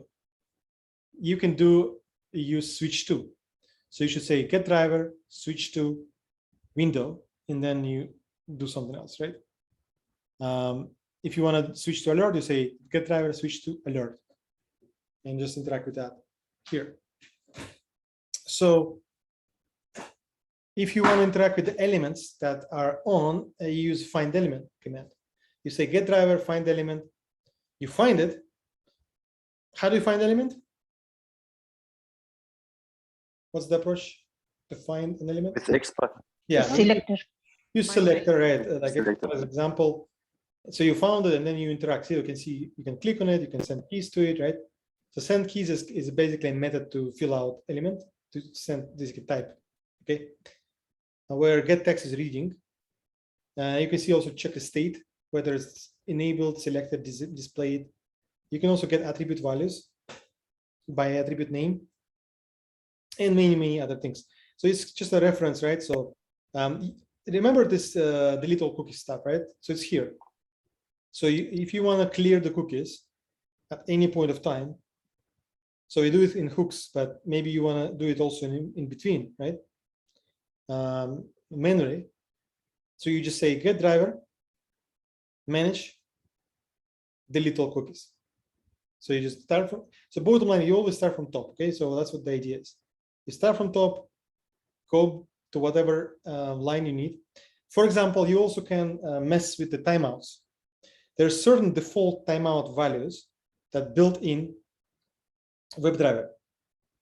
For example, it will always wait 5 minutes for the page to load by default. If you're not really satisfied with 5 minutes, you say, no, very slow environment. I need bigger timeout. I want 8 minutes or 10 minutes. You can do so by getting that value, right, overriding. So how do you do this?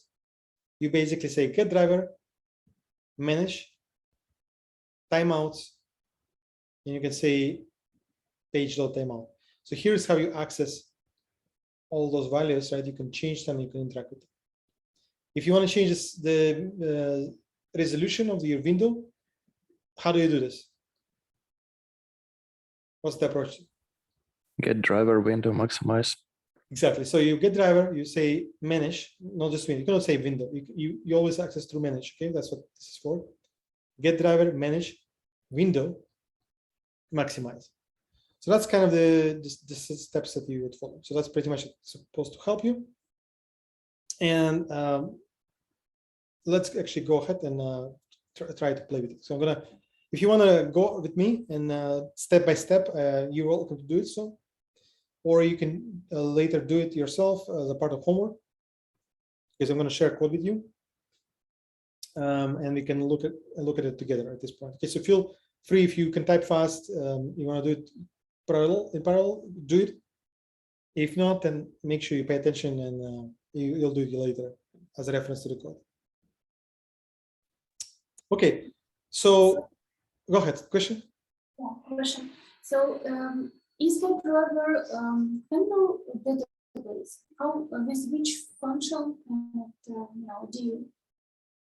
I'm not sure if I understand. What's the question again? Can you elaborate this? Can WebDriver deal with the database, for example, monthly database? Okay, let's do this way. Let me actually, because I'm going to start coding, and maybe that will clarify your questions, because I'm not sure if I understand. So you will ask while I'm going to do it in the code, okay? So let's do this way. So I'm right now, what I'm going to do, I'm going to start using these commands, okay? And I'm going to start with the top level, and I'm going to start with this simple exercise. I'm going to implement one step that will tell what to do, okay? So here it says, specifically, given I go to quote page, okay? So I'm gonna essentially give it a command to open that specific location and interact with it.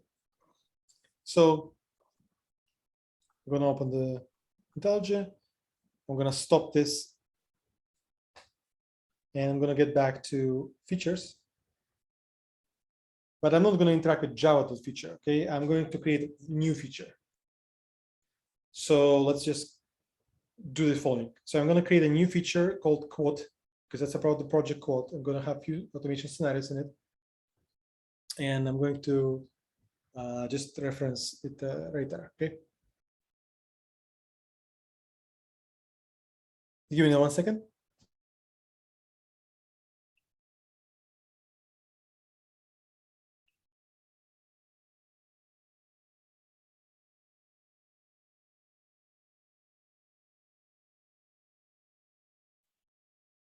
Okay, so how do you create a new file? Just say right click on it, new file, and here I'm supposed to give it a name. So how do you name it again?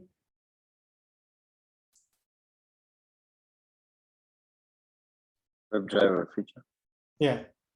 Say, well, not the very feature. We're gonna name it based on the topic we're gonna do. So the project is gonna be a quote project. So how do we do it? Quote that feature.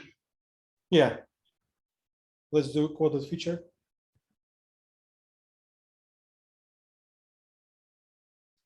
So just a quote that feature creates this new file. You can see it's green because it's a new file that we're going to interact with, right? And it's empty. It's a new feature that is supposed to be here. So what are you doing right in it?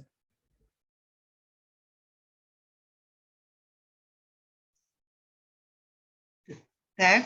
You should create a tag first. Yeah, we start with the tag. Like Yeah, we start with the tag that supposed to be at, right? So you name it quote. It's the same as the feature name. You're supposed to name the actual file. And what's next? Scenario. Feature. At Yeah. quote one, sure. Before you go anywhere else, you need to really name a feature, and you want to describe it, right?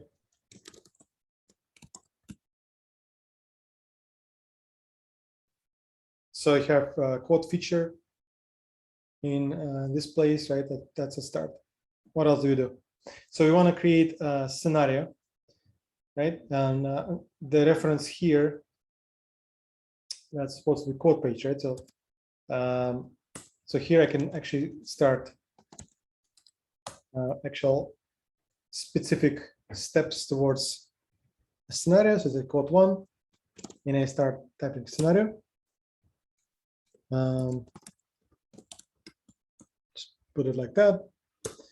And here, my beginning here. So at this point, I'm not going to too much worry about like the right way to like what I want to achieve from test case perspective, things like that. I want to learn WebDriver, right? So technically, we also can think about this in parallel. Why not? I mean, what I mean, how do you write this case, right? How do you word your step and things like that? In general, you keep them short, to the point, laconic. You think about it like a bullet list of bullets that you want to verify, right? And you think that they might be reusable also. So in our case, we will have a lot of different projects. The small projects like code is this first step, right? We already played with it, so it's good. We know some expats. It's fast for us to interact with it. Okay, that's why we select code. But then we're going to go into different projects. Again, there'll be small projects, right? So we'll have one side, second side, third side. And it's in that light, it's not really what normal code organization is, okay? Because when you join some team, you're not going to be working on multiple projects, okay? So it's highly unlikely you have a framework that supports like multiple different projects. It really doesn't make much sense. Most likely you will be working with one project, okay? In yours, the whole automation project will be only focused on one. So that's why what we are doing, we're actually putting different features based on the projects, okay? In your work, because you only have one, right? You're probably going to be putting the modules, some kind of sub modules of your project, okay? Makes sense? So just want to clarify that, because that's what normally you would you think about writing proper specific right steps, okay? So in our case, what we want to do is you want to say, I want to go to code page, right? So I'm going to copy this, go here. So this reference the actual site that's supposed to open. I think I have double space here, which I'm not sure why is it. Okay. That's supposed to be there. You can see here, I just put free form, right? This is parameter that I can change. And it's a string, so I put it in double quote. And you can see that it allows me to implement it, right? So since it's never been implemented, it's orange, and in the bulb, it actually would propose to do so. Okay. You can see it's create option exists. Okay. So what happens if I just run it? Let's try it. Run, right click, launch it. See, like it still opens browser. It still doesn't. So why is it opening browser if I don't have scenario implemented? What's going on here? Because it's in test context in hooks as well. Yeah. Yeah. See, even though I have 0 steps implemented, it still will go into hooks. Okay. And it'll still execute this part and this part. Okay. It just opens the browser through this before hook, clear the cookies, right? And then moves into my scenario, which will do nothing. And then it will go immediately after hook to see, okay, it's not failed actually, right? So there's no screenshot needed, and it'll close the browser. Let's say if I comment out this, right, it will never close the browser then. So it'll keep it open. So it'll be like multiple browser windows stacked together, right? So this is now forever, right? Until I manually close it. Actually, it's not closed yet.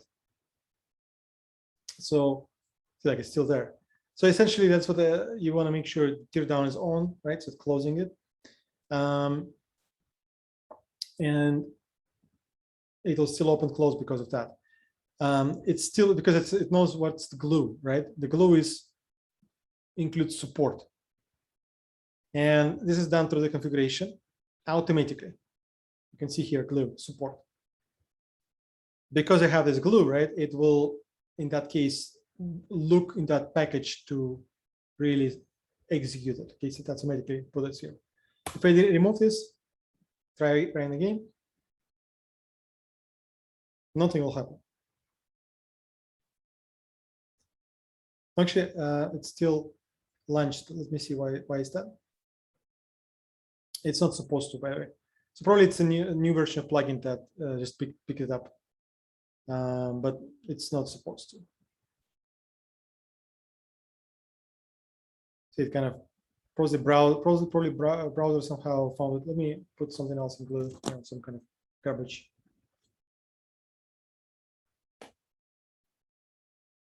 Okay, yeah, looks like now. Okay, so it's empty. Probably it scans everything. That's probably what it is.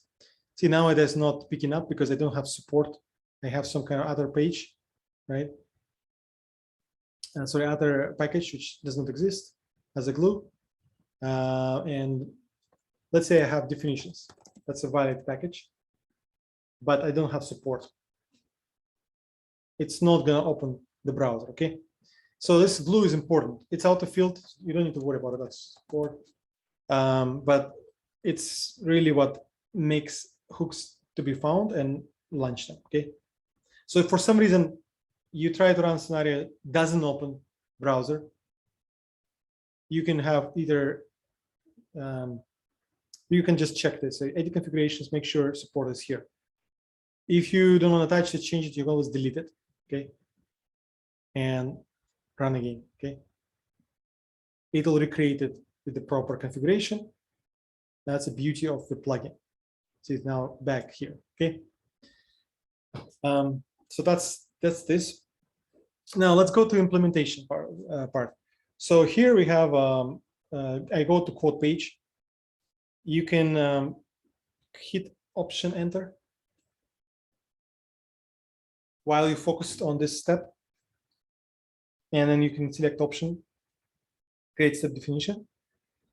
And you need to create a new file, okay? So let's do this way. So this is, I go to some page, right? It's very generic step. What kind of definitions we're going to select for it, and what do you do with it?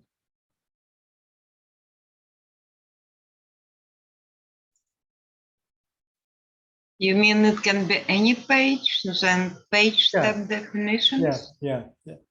So page step dev? Say it again. Page step dev? Yeah. Well, it's too specific. I mean, what kind of step devs for page you would have? I mean, what I recommend here, create new file, and just have generic step dev, okay?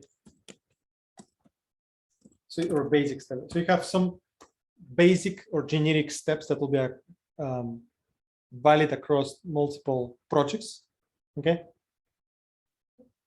Because opening specific page is not really about code. So code here is just a parameter. You can pass, say, Google here, right?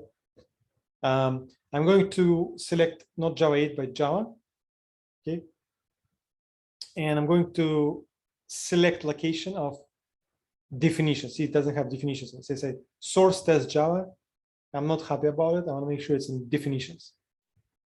So click here, and I'm going to select definitions, open. So all it did is just added this extra. I could have done it manually. Just path. So I have generic step dev, file type Java, file location definitions. Okay, so make sure it's same, and you hit OK. You can see it's actually created here. The most common mistake, for some reason, people still make, for somebody to forget to put that definitions and just create it in a root of Java. In that case, you can just drag and drop on top of definitions. It says, hey, refactor. Just don't touch anything. Move, yeah, refactor. It will move it inside of that package. But back to this specific step. Look at this. We have done so far one click, right? And it created the whole class. See, like a referencing package, as it must. It referencing import, has import given. This is referencing annotation given. It created a stub class and its stub method. Okay, it has a link to the actual Cucumber step. I go to string page. And it created also a public method stub, right, with this annotation link, and it has a parameter argument 0. So how do we want to, first of all, rename this so it make more easier to understand what is it about? Arg0 is hard to mention. Page. Page. URL. Yeah, What? well, it's not URL, it's a page, okay? So it's not really URL because you don't expect it to be 3W, blah, blah. So, and then what we're going to do is we're going to switch on this, okay? And I'm going to just do simple case, right? So I have quote. So we're basically referencing what we played already with switch, right? So switch is in our definitions. And you can see we have used it here, right? It's just assuming that there will be many different cases. So you can, as you go, you can add more and more and more of them, okay? Very, very similar. So getting back to generic step defs. Now, if it's quote, right? So we want to make sure also break, don't forget about break, okay? Also, you would want to make sure you have another case, actually, default. Right? So default is what?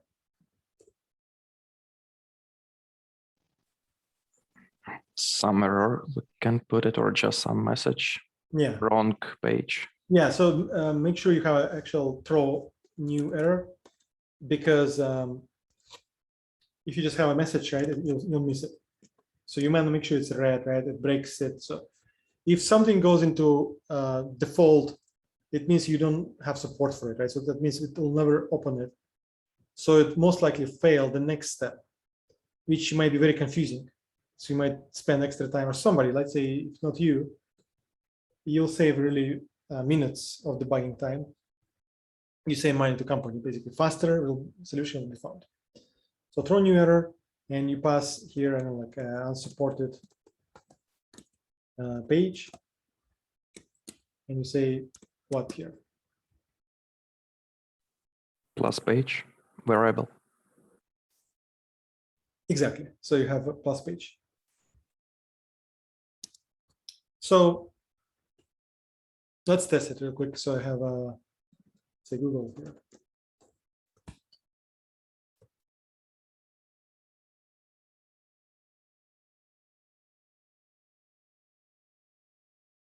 So now the question is, let's see the debugging going on. So why is it saying step undefined? So it's a little bit tricky error message. Why is it saying step undefined? I just implemented it, right? It's not orange. So why is it saying undefined? Because you throw error. Not really. So the reason why, because once we initially, it's a bit tricky, right? So it kind of helps you, at the same time it can trick you. This configuration was created before we had implemented the step. So you run it before you had generic step def. Actually, I think I missed S, right? So I'm gonna rename it. So the way you rename it is right-clicking, refactor, rename. Just wanna add S and say refactor. So this is not only changes the file name, but also changes the class name. So class name must be same as file name. Just add S, okay? Definitions. So the point is that before, so once we run it first time, right? For reference, I did not have generic step defs. So it did not put glue for definitions. Look at configuration. It only has glue for support. So it tries to look in support package for step definitions and it doesn't find them. So it thinks it's undefined. How do I fix it? Adding definitions for that. Yeah. Just Yeah, type well- definition. Yeah, exactly. So I can, of course, delete this the whole thing and just, like I said, delete it and launch again. It'll make sure it will have definition. It will be smart enough. Okay. It is smart so that if you have definitions and you have the steps there, it will reference it. But you can also manually do it, if conditions. And then it'll work. Okay, launch again.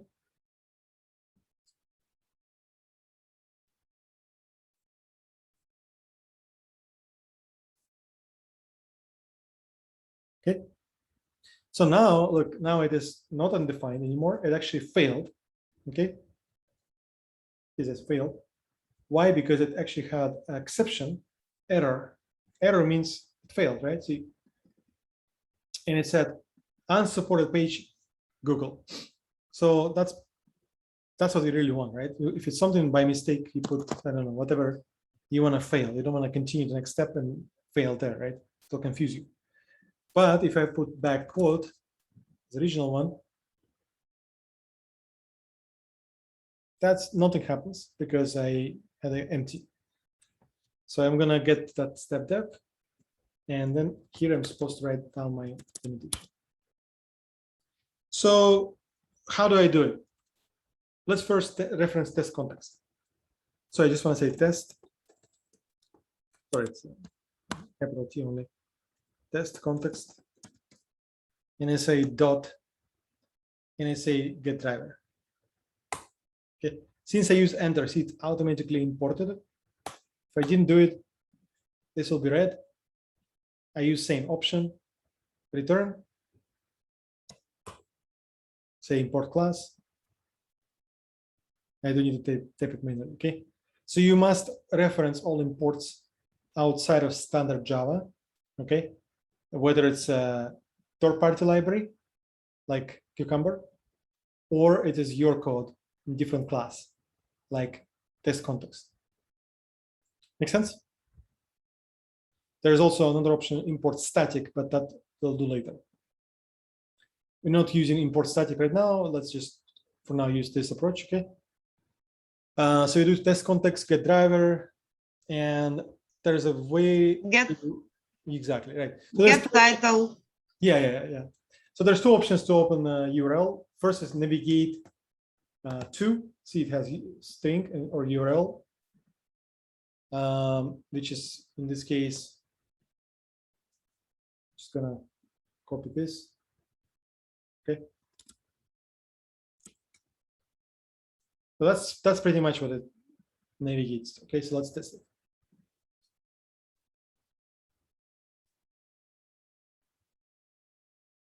It's probably going to be very fast, but yeah, it is very fast. Let's see. What I'm going to do right now, I'm going to actually mix. Okay, so and I wait. Just want to add. I'm going to reuse other step, which is predefined. Okay, no issues with that.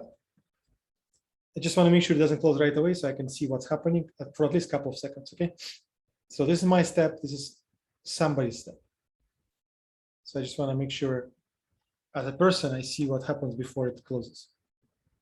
See, it actually nicely opened code page. So as was said, well, I typed it, there's another way to do it. Let's say get, it's exactly the same. So navigate to really, if you go in, it'll still using get method, okay? So it's kind of a wrapper for get. So get means open, okay? So navigate.to is exactly the same as directly get. It's shorter, so it's going to use this, okay? So get URL means open URL. It's a bit violating principles of like get read only. In this case, it's only get, it's not like get text. And this means open URL. So that's pretty much it. So that's what working fine. If you want to add support for Google, right? You just add this another case. You say Google and you say Google.com, okay? So in that case, it will support it now. So you can test it.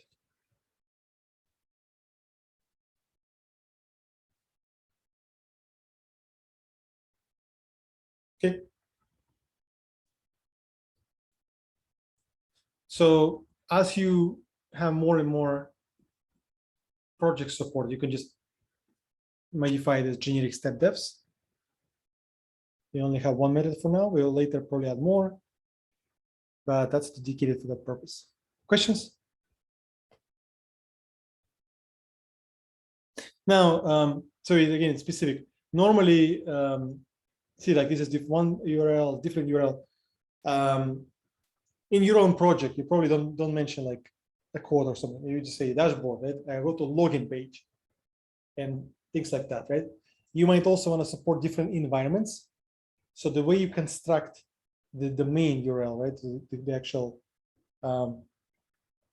the piece that represents different environments, you might hide this logic in. Okay, if you have time, and then I'll show it. But basically, it's a logic which will take URL from the file based on environment you run it on. Okay, so if you run on QA environment, you just look for QA file. If it runs on pre-prod or staging, it will go to pre-prod staging file.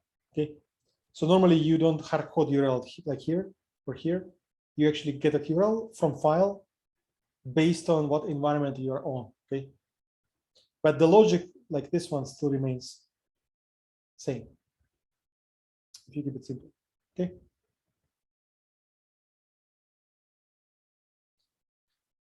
All right. So that's pretty much your first step. Just open the URL, right, so that you can interact with it. There is a number of stuff that you can do. So you can see here, you can actually open it first, and then you can print the current URL. You can print the title, how many windows, and so on and so forth. Okay.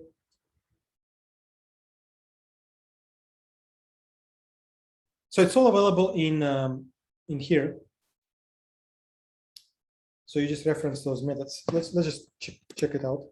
What I'm going to do is this is opened, right? Before you get out of this block, which represented in method outline, just want to print it. Okay, print what? So I reference the driver, right? So let's make one change. I really don't like to write always like test context.getDriver, test context.getDriver, because for now this is a static method. We can just import the static method, okay? And I'm going to just use help of this guy. See, it actually proposes it. So as long as I have my cursor on the method, the bolt will actually say add static import. So I can click on it. So it does the change for me. Okay. Of course, I manually can type the whole thing and then just use short reference, but I can use the help from the compiler, the editor. Not compiler, editor. Okay. Questions? All right. So what I would like to print here, I want to say again, get driver. See, like I start typing G because it has static import. So it already highlights it. Okay, so just use tab. And I want to actually print the title. Okay, get title. Okay, what else does it say? Current URL. Okay, duplicate, get current URL.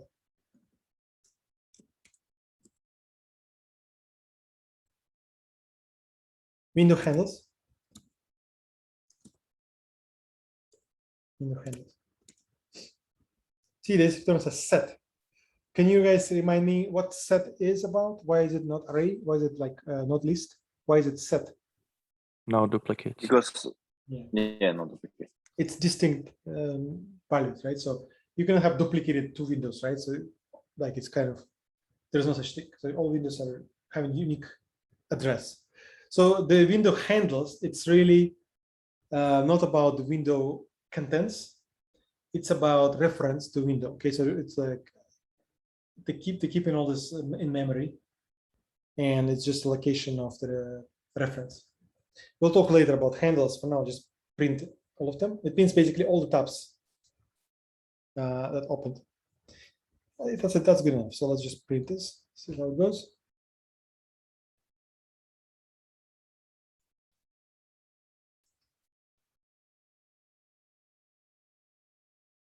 Okay, let's take a look. So you can see it here. The first one is the title. The second one is the URL. See, by the way, interesting. So I did type just google.com, but it opened and probably redirected right away. See that to 3w google.com. Okay, so it did redirect right away to 3w. So it printed that URL. That's current. And then the last one is actually the handle. So it's only one handle. See, the square brackets represent array, and inside of array there's a reference to window. So that's unique reference to window. Okay, that's pretty much it. So I can also, of course, change it to code and just rerun it. See, like all this will be for free.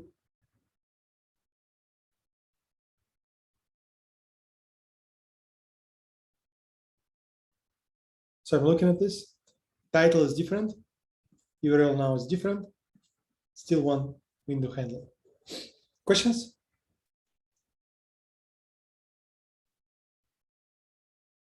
Okay. So let's go on. So this is just first layer you looked at, right? Now, we also have navigation stuff, right? So navigation, we already looked at navigate 2 is just exactly the same as get. But here we have some 3 other more like back, forward, refresh. Okay.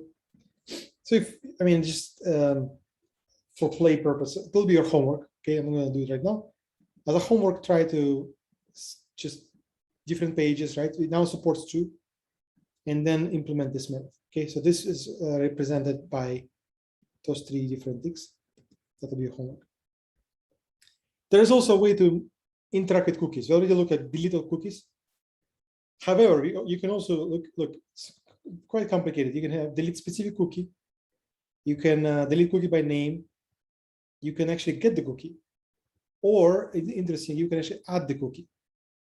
So sometimes you want to test like different things like campaigns. For example, like you want to test that your browser remembers who referenced it, okay? And if it's done through cookie injection, then you can simulate it. So yeah, you can just add the cookie and then you do the testing based on that, okay? But you should be really very specific what cookie is supposed to be there, right? Double check with developers. So there's no mistake about you setting cookie. If you do this way, you can avoid actually using third-party site, right, to reference your project, because all they do is just have a cookie that comes to your plate. So you can just simulate the cookie and then test the behavior of your site if it was referenced on some other third-party site as an advertisement, for example. Make sense?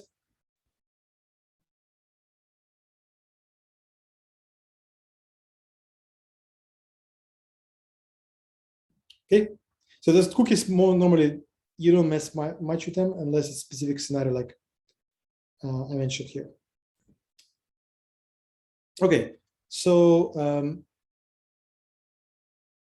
yeah, there's interesting also the log stuff. Okay, so logs are quite interesting. It's also part of management. I can actually show you. So I'm not sure if we have much logs here though. But let's test it. Okay, so I'm gonna just real quick.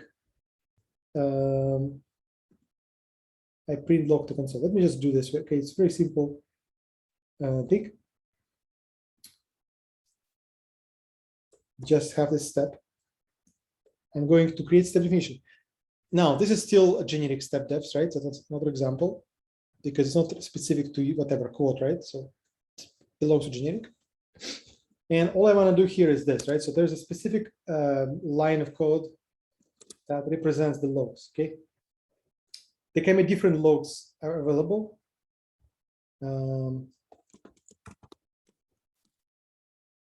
So there's not just one, okay? There's a different.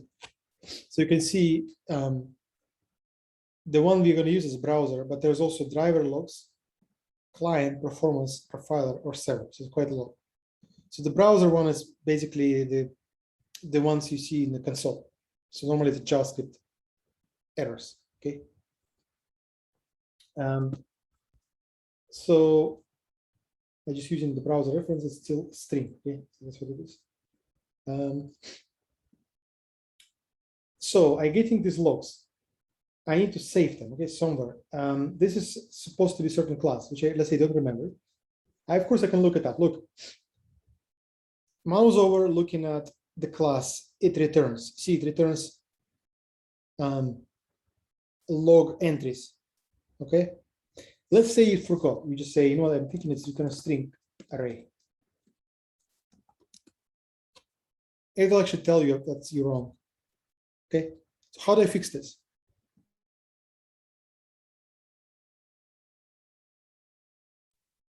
We can check it, get class, I think, from Java. Yeah, you can actually just click here and it actually just tells you.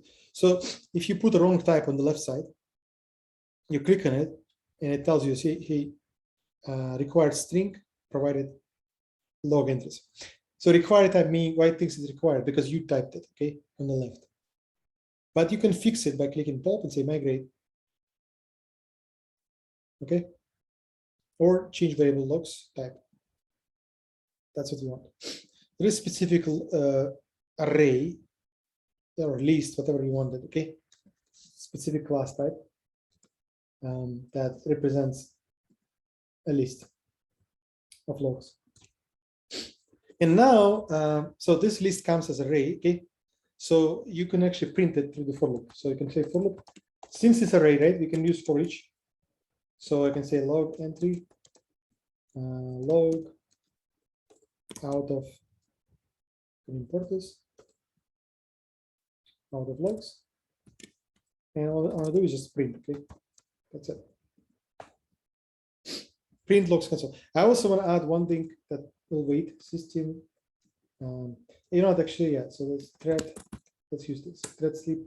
I'm going to give it 1 second, because since we deal with the logs of JavaScript nature, right, they might not be available right away, so I might put some kind of short wait. Maybe in half second. Okay. The special method thread sleep actually just stops execution of single thread line. So thread refers to the current thread, and it will add sleep. Okay. This is a checked exception, so you want to add this to method signature. So what this is about? Checked and checked. When we have this new error, it's a checked exception. So it means that you don't need to call it out in the method signature. The thread sleep is something that requires you to call out by Java rules, so that whoever using this method outside will know that it's likely to occur. Okay, we don't want to call this out because it's just human error that you want to catch, and this one is something that might happen very rarely, like 1 out of a million, when thread is locked, whatever, right? So interrupted, something happens, you might want to know this. So since it's developer world, they don't need this for automation really, but because we use this method from developing world, we put this extra function acknowledgement that it throws that exception. Okay, questions?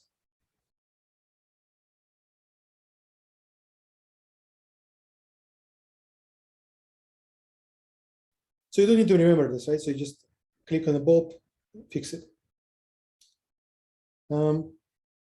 Okay, so let's test this. Okay, I'm going to test it on a few sites.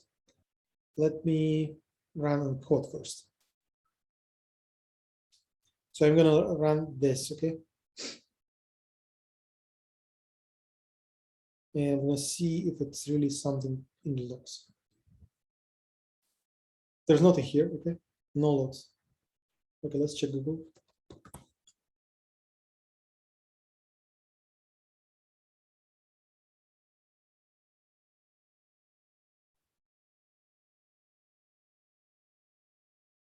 Nothing here either. Okay.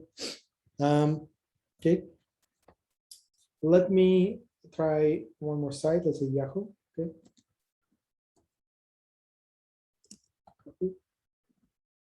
Yeah. See, like this is pattern the same, but this is not the same, so we cannot unify the pattern. Just want to demonstrate you what it might look like.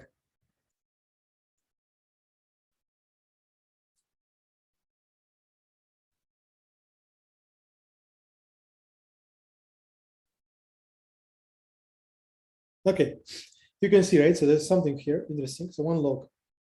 So this is something. See, there's a warning log from JavaScript, the JS file, and it says something like a feature of ER. I don't know what is it. So sometimes the idea is that in addition to verification, you might want a verification of log. Okay. For example, you might want to say if log get level,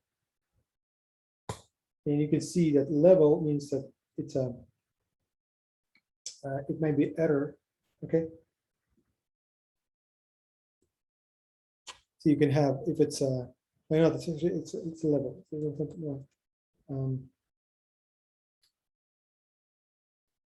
Yeah, actually you can check if it's error, right?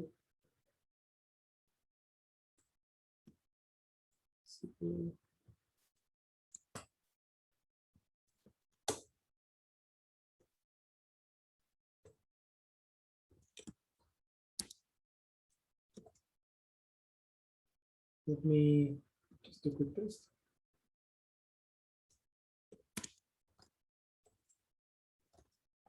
So you might see, like what I'm showing to you, we learned the branching, right? We learned the for loop, and we did it only for sake of purpose. Here was just coding challenge, right? But now we use exactly the same for real use case in automation, right? You might want to print logs. You might want to check the log level, right? And then based on that, you might decide how to do about it, right? So you can see, I decided, so if I see a warning, I just break it, okay? So because maybe sometimes different levels, like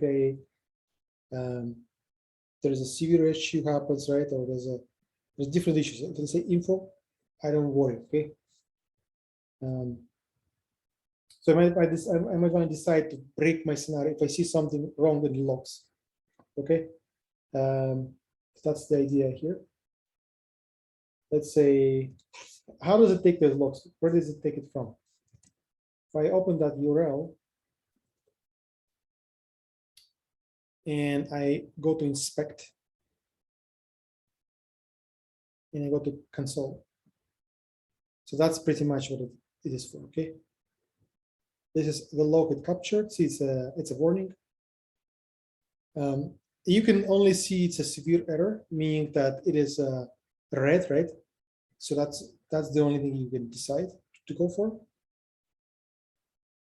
So you have extra information, right? So you have this line. See, there's more lines, actually, 3 more. Probably if I put longer wait, I would have gotten more of those. I can test it. So I'm going to remove if.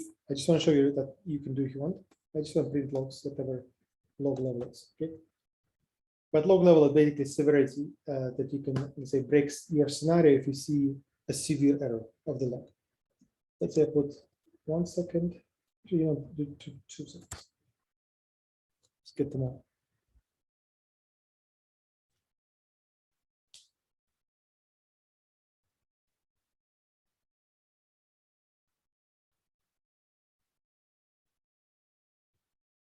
Okay.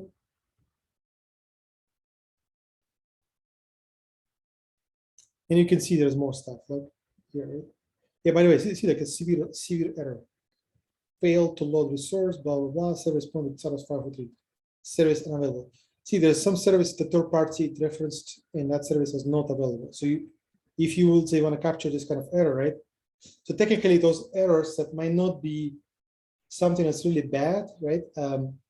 However, if you see some functional bug, you might, let's say you click on a button, nothing happens. What you do first, you look at the logs, right? Maybe some JavaScript error. That's what you would do with automation also if you want, okay? But it's actually interesting, right? So let's say you wanna, let's put back, okay?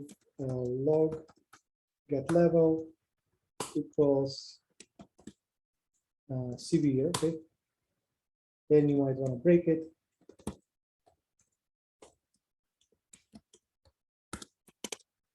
Okay.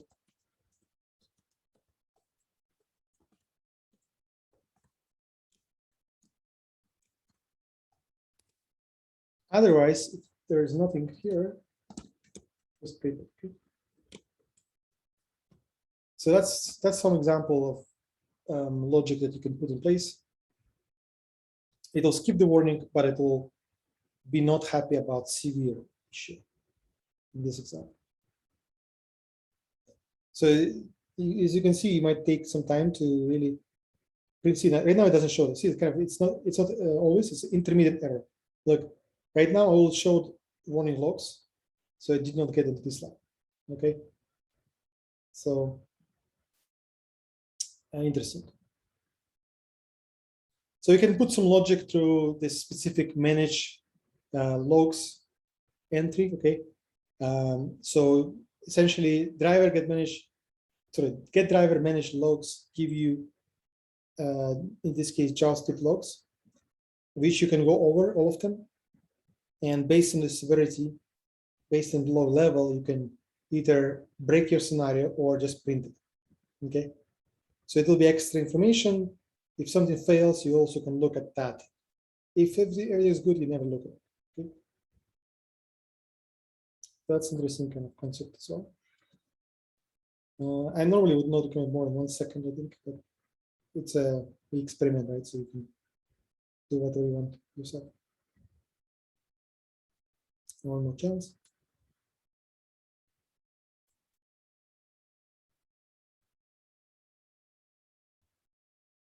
Yeah, so it looked good now. Only warnings. Any questions, guys? Okay, so let's move on. I'm going to show you a couple of more things. So, yeah, there's 3 more things. It's called timeout. Okay, let's do this way. So we're going to look in timeouts later once we know what this is about. So you can read about this for now. So basically, the idea of timeouts is that you have a few layers, okay? And there's a way to set them. So there's a implicit timeouts and explicit timeout. Implicit means that it's just applied in general for every single like generic method, okay? All elements, all pages. It's implicit. So when you find the element, it will wait until it's not found, until it's found really, until it breaks. So basically it's a built-in timeout that will tell browser to wait a bit before failing if element not found. How long to wait and wait for element, you can decide here. This one is the same for page load. It means that you open the page, it's still loading, right? How long does it wait until you fail? And this one is the JavaScript execution. How long do you wait until JavaScript fails? So you normally never touch this. You normally go with default for this, and you normally override this. Okay. So default for page load is at 5 minutes. You want to shorten it, let's say here to 30 seconds, you can do so. Okay. But as I said, just a quick overview. We'll actually get back to this, and you can see the difference once you tweak it. So I just want to highlight here that there is a timeout, and there is a way to access them and change in WebDriver. And as I said, so implicit is just in general for all elements. In explicit, you say, you know what, do this explicitly. Like you can say, wait for that element for this amount of time. We'll get back to it later, okay?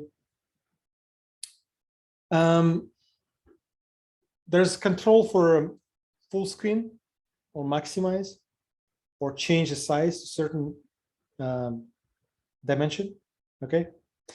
Well, if you use this one, make sure dimension is a WebDriver dimension, not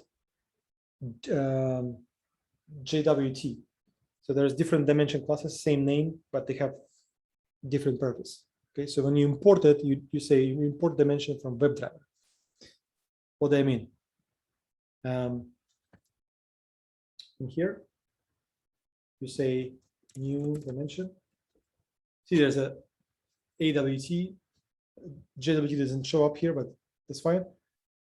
But there's one Selenium. So if you click here, it's dimension constructor, right? And it's actually adds this from Selenium. But if you by mistake clicked on AWT, still dimension here. However, it's a different package. So you actually set everything. You say dimension, okay? It will not be a WebDriver dimension. It will not work with WebDriver, okay? So it's a different class. It's actually completely different. No relation to automation of websites. So if you by mistake did it, just delete it and re-import, okay? Sometimes you have this problem. So import class, it says, hey, I have two, which one? Always go with Selenium, okay? If there's no Selenium, then go with default. But if there's Selenium, always go with Selenium. Just specifically if you want to set the size of the window. Yeah, I'll leave it to you as a homework so you can change resolution. It's similar to what we've done before, right? And I want to move into the interesting part, which is find element, okay? See, it's pretty long, it's lengthy. However, it's kind of a good thing to understand what all about. So here, what I want to do, I want to really implement those two steps. Okay. I want to interact with a quote page. And I want to add these two extra steps. Okay. So it says, I go to quote page, print logs to console. Probably here, yeah, that's okay. I'll keep it.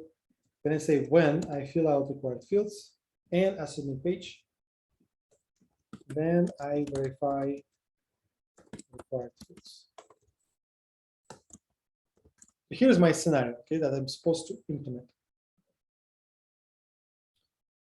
Fill out required fields, submit, verify required fields. Okay.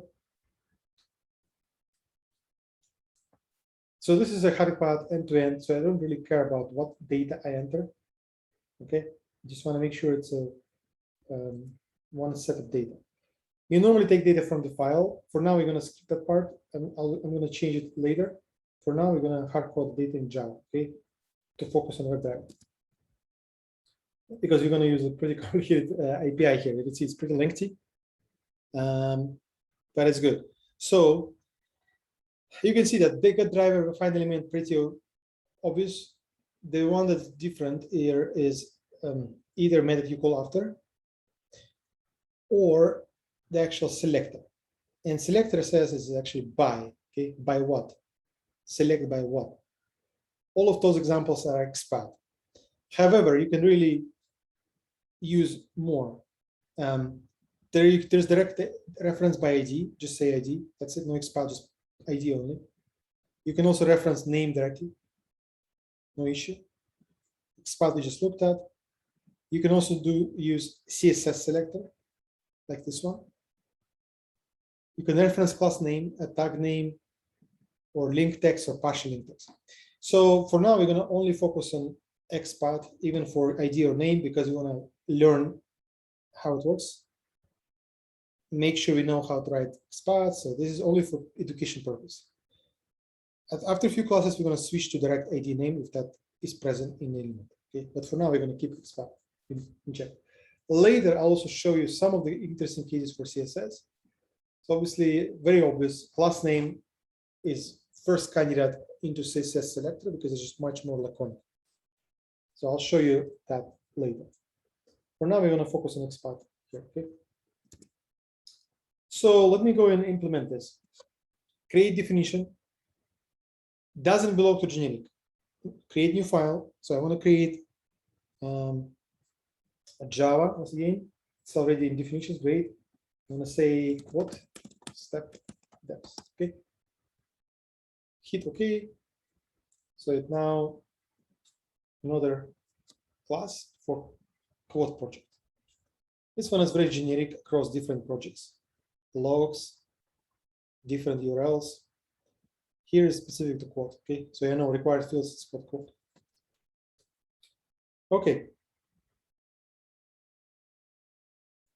So we need to interact with elements, right? So here we have a quote project.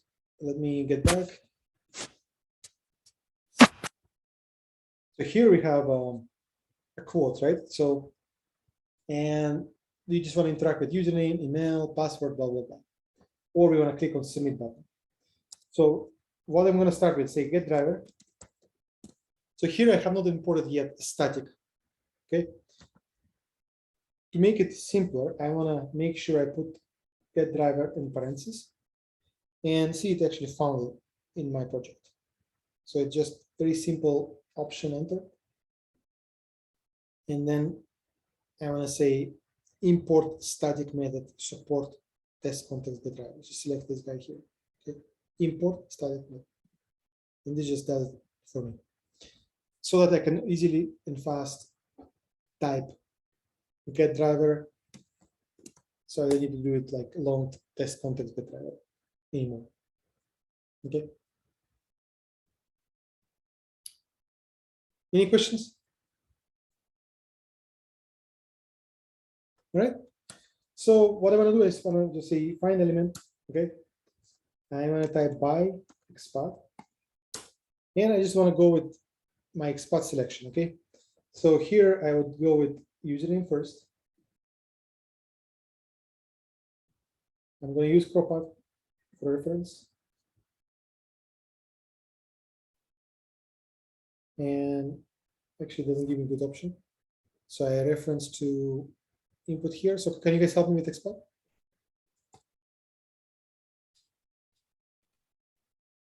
Input. Input. The Yeah. name, username. Right? That's your XPath. Okay, one element matching. Just copy it, paste it here. It's a string. So now you can see why you put single quotes, right? Because if you didn't, you have to escape it here. And it will be complicated, so you don't want this. Okay. So this method call returns element. Okay, it returns web element. You can see it here. Okay, return type web element. See, public abstract web element. So I can of course save it into that web element variable, or since I only need it once, I can just directly call here. Okay. So what I'm going to do here, this expression results in element object. Okay, so now I can click dot and it just tells me what to do. So what I want to do with it is the send keys. Okay, so if you reference it in our spreadsheet, the send keys are actually in here, right? After you found element, after you get your browser. So get browser, find element. Now I want to send this. And here I just put John Doe, right? That's it. So very similar will be an email. Just use email here, right? Let me double check if that's correct. XPath. Yes, see that name email. So I have typed 2, right? And then I have here John Doe.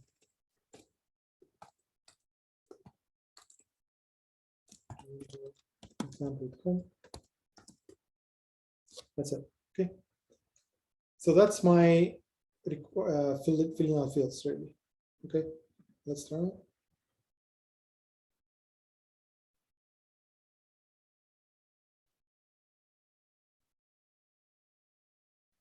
So it was fast, but I did highlight that it filled out. Okay, I can get back to my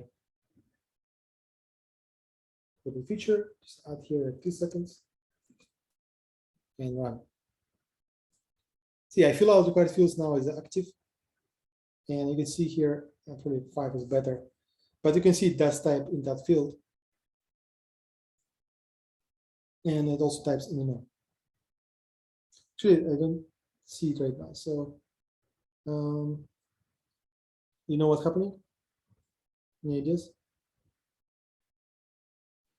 There's no. Because you just create the new Yeah. step files and you didn't edit in the function. Exactly. So Alright. this has actually definitions. Okay, this is supposed to be working fine. So if that's something happens like that, so definitely it's good to put breakpoint and just see, okay, does it even enter? Okay. Just see what happens and run it in debug mode. See, it can actually end in it. And I'm gonna step over. See, I stepped over and I look at my site. See, actually it adds this.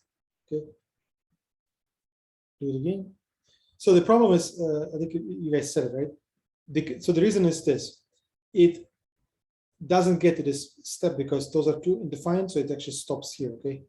So I should put it right after my step that is defined. And 2 seconds should be enough.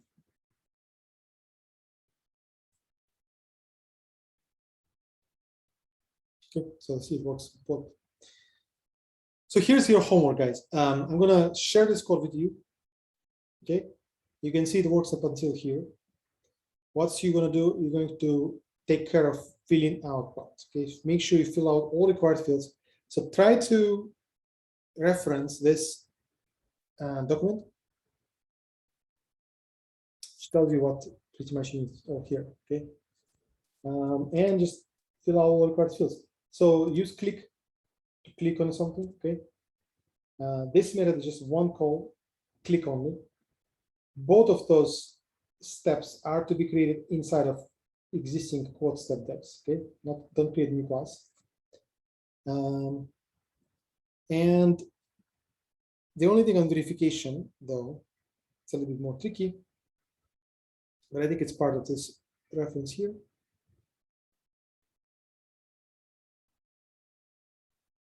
So let's see.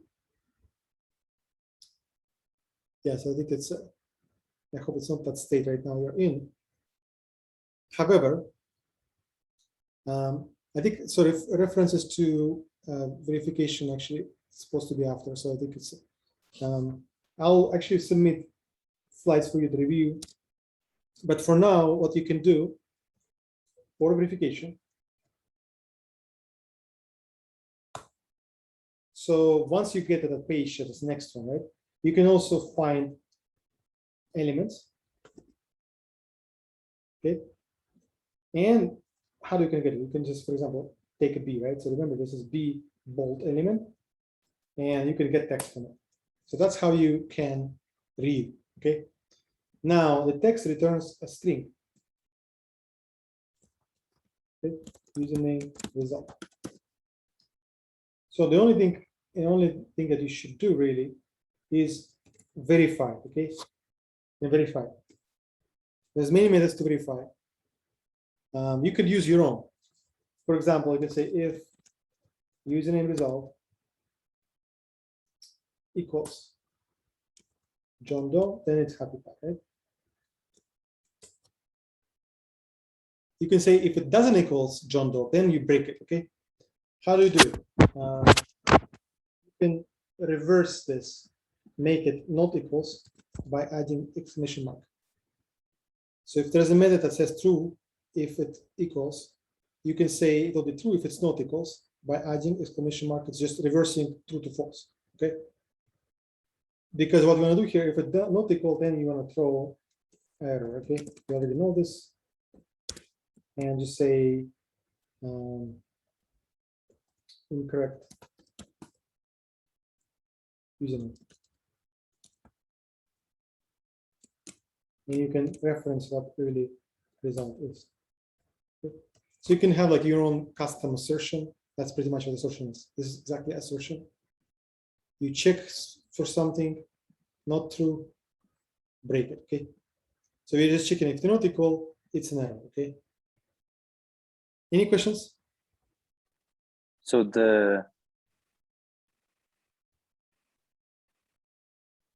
True. True statement. Is it in there, right? In get text, right? Get text returns you value, Mhm. saves here. Then you take that and you check if it equals what you have entered here. Okay. If it doesn't equal, you break it. If it is equals, then it will be false, right? It will not get in at all. So this is like manual assertion, okay? Really. I'm going to show you an assertion method that you can reference. I just don't want to spend time. It's a manual method. I don't want to focus right now on that one, okay? There's two methods that you can use. There's gunit assert say equals or assert true. There's also flexible assertions that we're going to use that very similar to it. Or you can just use your own single, this one, okay? That's pretty much what it is. For now, we can use this approach and later we can change it to built-in. Make sense? So your homework will be just to finish that code. And if you're done with that, you can just try other sites. But for now, that will be good enough for you to kind of learn WebDriver, set up, make sure it goes. You go through the code.